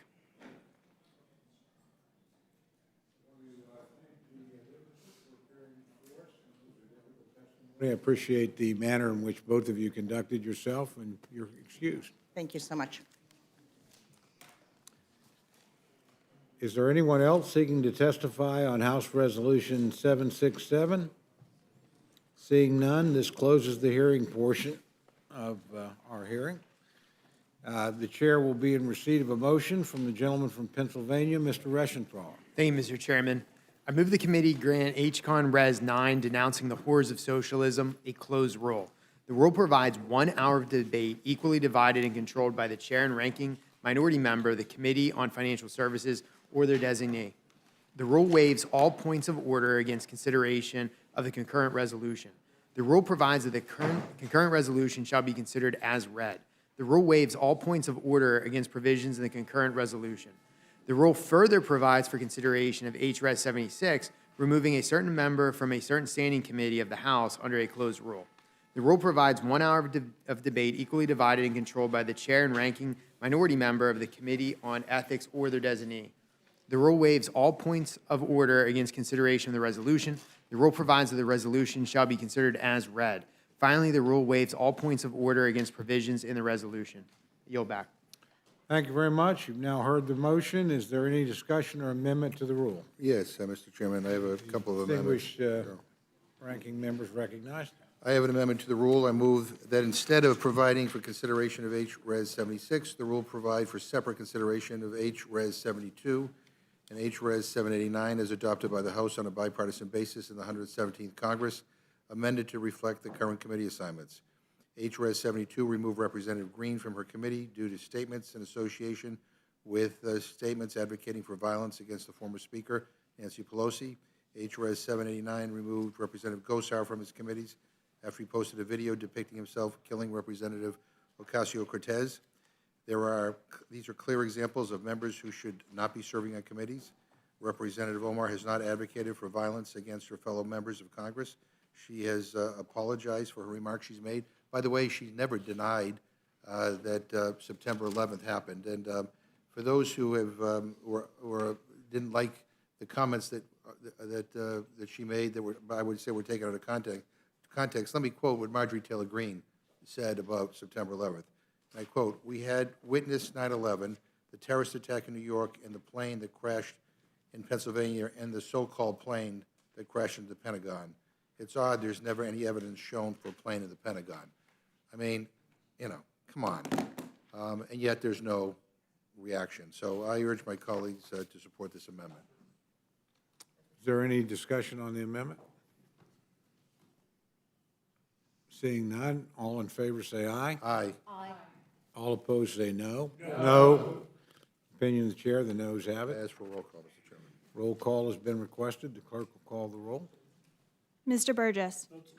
Mr. Burgess, no. Mr. Reschenthaler. Mr. Reschenthaler, no. Mrs. Fishbach. Mrs. Fishbach, no. Mr. Massey. Mr. Massey, no. Mr. Norman. Mr. Norman, no. Mr. Roy. Mr. Roy, no. Mrs. Houchin. Mrs. Houchin, no. Mr. Langworthy. Mr. Langworthy, no. Mr. McGovern. Aye. Mr. McGovern, aye. Ms. Scanlon. Ms. Scanlon, aye. Mr. Neguse. Mr. Neguse, aye. Ms. Leisure Fernandez. Ms. Leisure Fernandez, aye. Mr. Chairman. No. Mr. Chairman, no. Clerk will report the tally. 4 yeas, 9 nays. The motion is not I have agreed to. another amendment, Mr. Chairman. I have an amendment to the rule. I move that the rule additionally provide for separate consideration of H-Res 72 and H-Res 789 as adopted by the House on a bipartisan basis in the 117th Congress, amended to reflect current committee assignments. If my colleagues are determined to have the House vote on whether Representative Omar can serve on the Foreign Affairs Committee, at least let the House also vote on whether Representative Gosar and Representative Green deserve to serve on their committees. Again, I remind my colleagues of the recent statements that Representative Green has made, not only with regard to January 6th, but with regard to other things, that she is being placed on the Homeland Security Committee, I think should concern us all, and I would urge my colleagues to support this. Is there any debate and discussion on the amendment? Seeing none, I ask all those in favor of the amendment say aye. Aye. All those opposed, no. No. Opinion of the chair, the nays Ask have for a roll it. call on that, Mr. Chairman. Roll call has been requested. Mr. Burgess. Mr. Burgess, no. Mr. Reschenthaler. Mr. Reschenthaler, no. Mrs. Fishbach. Ms. Fishbach, no. Mr. Massey. Mr. Massey, no. Mr. Norman. Mr. Norman, no. Mr. Roy. Mr. Roy, no. Mrs. Houchin. Ms. Houchin, no. Mr. Langworthy. Mr. Langworthy, no. Mr. McGovern. Aye. Mr. McGovern, aye. Ms. Scanlon. Ms. Scanlon, aye. Mr. Neguse. Mr. Neguse, aye. Ms. Leisure Fernandez. Ms. Leisure Fernandez, aye. Mr. Chairman. No. Mr. Chairman, no. Clerk will report the tally. 4 yeas, 9 nays. Motion's not agreed to. Are there any additional amendments? Yes, Mr. Chairman. Gentlelady from Pennsylvania is recognized. Thank you. I move that the committee make in order amendment number 3 to H-Con Res 9, which was offered by Representative Gottheimer. This amendment would add language to the resolution that fascism led to the mass murder of 6 million Jewish people by the Nazi regime. That's it. Any debate or discussion on the amendment? All those in favor say aye. Aye. Aye. All those opposed, no. No. Opinion of the chair, the noes have it. I would request a roll call vote. Roll call has been requested. Clerk will call the roll. Mr. Burgess. Mr. Burgess, no. Mr. Reschenthaler. Mr. Reschenthaler, no. Ms. Fishbach. Ms. Fishbach, no. Mr. Massey. Mr. Massey, no. Mr. Norman. Mr. Norman, no. Mr. Roy. Mr. Roy, no. Mrs. Houchin. Mrs. Houchin, no. Mr. Langworthy. Mr. Langworthy, no. Mr. McGovern. Aye. Mr. McGovern, aye. Ms. Scanlon. Aye, sorry. Ms. Scanlon, aye. Mr. Neguse. Aye. Mr. Neguse, aye. Ms. Leisure Fernandez. Ms. Leisure Fernandez, aye. Mr. Chairman. No. Mr. Chairman, no. Clerk will report the tally. 4 yeas, 9 nays. Motion's not agreed to. Any additional amendments? Mr. Chairman, Gentlelady from New Mexico is recognized. I have an amendment to the rule. I move the committee make an order amendment number 2 to H. Con Res 9, offered by Representative Takano, which would clarify that any opposition to socialist policy implementation in the United States does not include existing federal programs such as Medicare, Social Security, TRICARE, VA healthcare, the VA home loan program, VA burial benefits, and VA homelessness programs. I would say that we need to make sure, especially after the discussion here today, that in passing this legislation, that we are standing to make sure that we are not going to be attacking Social Security, Medicare, and other important benefits that Americans depend on. We want to make sure that that is not the intent of this resolution, so that we do not worry about that as we go to make our votes tomorrow. But we need to make sure that when they say socialist policies, it is not including Medicare, or is it? If it's not, then we can say it's not. And we, as Democrats, want to make sure that we are always protecting Social Security, Medicare, our VA benefits, and what we have been doing in the last 2 Congresses to actually say, not just thank you for your service to our veterans, but actually making a difference by providing them their services. And that's what Congressman Takano's amendment seeks to do. Is there any debate or discussion on the gentlelady's resolution? Mr. Chairman, Gentleman from Texas recognized. I need to point out again, it was in the last 2 years that there have been repeated cuts to Medicare. You ask any doctor back home in your district if they've suffered cuts in Medicare over the past 2 years, the answer will be yes. The inflation, the American Rescue Plan was partially offset, partially paid for by a sequester placed on Medicare payments. The Inflation Reduction Act cut $300 billion from Medicare. And for what? To increase the subsidies going to insurance companies. Please spare me your tears about this. You had a chance to act in the last Congress. You did not. We'll put you down as undecided. Yes. Is there any additional discussion or debate on the measure? All those in favor of the motion, say aye. Aye. Aye. All those opposed, no? No. Opinion of the chair, the nays have it. Recorded vote. I would like a recorded vote, Mr. Chairman. Recorded vote has been requested. Clerk will call the roll. Mr. Burgess. Votes no. Mr. Burgess, no. Mr. Reschenthaler. Mr. Reschenthaler, no. Mrs. Fishbach. Mrs. Fishbach, no. Mr. Massey. Mr. Massey, no. Mr. Norman. Mr. Norman, no. Mr. Roy. Mr. Roy, no. Mrs. Houchin. Mrs. Houchin, no. Mr. Langworthy. Mr. Langworthy, no. Mr. McGovern. Aye. Mr. McGovern, aye. Ms. Scanlon. Aye. Ms. Scanlon, aye. Mr. Neguse. Aye. Mr. Neguse, aye. Ms. Leisure Fernandez. Aye. Ms. Leisure Fernandez, aye. Mr. Chairman. No. Mr. Chairman, no. Clerk will report the tally. 4 yeas, 9 nays. Motion is not agreed to. Are there any additional motions or amendments? Just a comment, Mr. Chairman. I'm just trying to digest the fact that the majority of this committee voted against adding to this resolution language that all it said was that fascism led to the mass murder of 6 million Jewish people by the Nazi regime. I just don't understand why that would be controversial, but I just want to state that for the record. Well, gentleman's always has insightful comments. I think the majority just decided it wasn't relevant to the motion. With that, we'll move on to vote on the motion itself. Hearing no request for further amendments, the question is on the motion to report. All those in favor signify by saying aye. Aye. Those opposed say no. No. The opinion of the chair, the ayes have it. As for recorded vote, Mr. Chairman. A recorded vote has been requested. The clerk will call the roll. Mr. Burgess. Mr. Burgess, aye. Mr. Reschenthaler. Mr. Reschenthaler, aye. Mrs. Fishbach. Mrs. Fishbach, aye. Mr. Massey. Mr. Massey, aye. Mr. Norman. Mr. Norman, aye. Mr. Roy. Mr. Roy, aye. Mrs. Houchin. Mrs. Houchin, aye. Mr. Langworthy. Mr. Langworthy, aye. Mr. McGovern. No. Mr. McGovern, no. Ms. Scanlon. No. Ms. Scanlon, no. Mr. Neguse. No. Mr. Neguse, no. Ms. Leisure Fernandez. No. Ms. Leisure Fernandez, no. Mr. Chairman. Aye. Mr. Chairman, aye. Clerk will report the tally. 9 yeas, 4 nays. Motion has been agreed to. A gentleman from Pennsylvania, Mr. Reschenthal, will handle for the majority. And I'm going to handle it for the minority.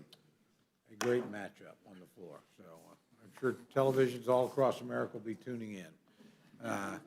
With that, I want to thank everybody on the committee on both sides of the aisle. I know this has been a difficult and contentious day. While we don't always agree on things, I have to tell you I'm proud of each and every member of this committee for the manner in which they handled themselves, the points in which they made, and hopefully we'll go on and continue to do this and follow the example my good friend, the ranking member, set many, many times over the years.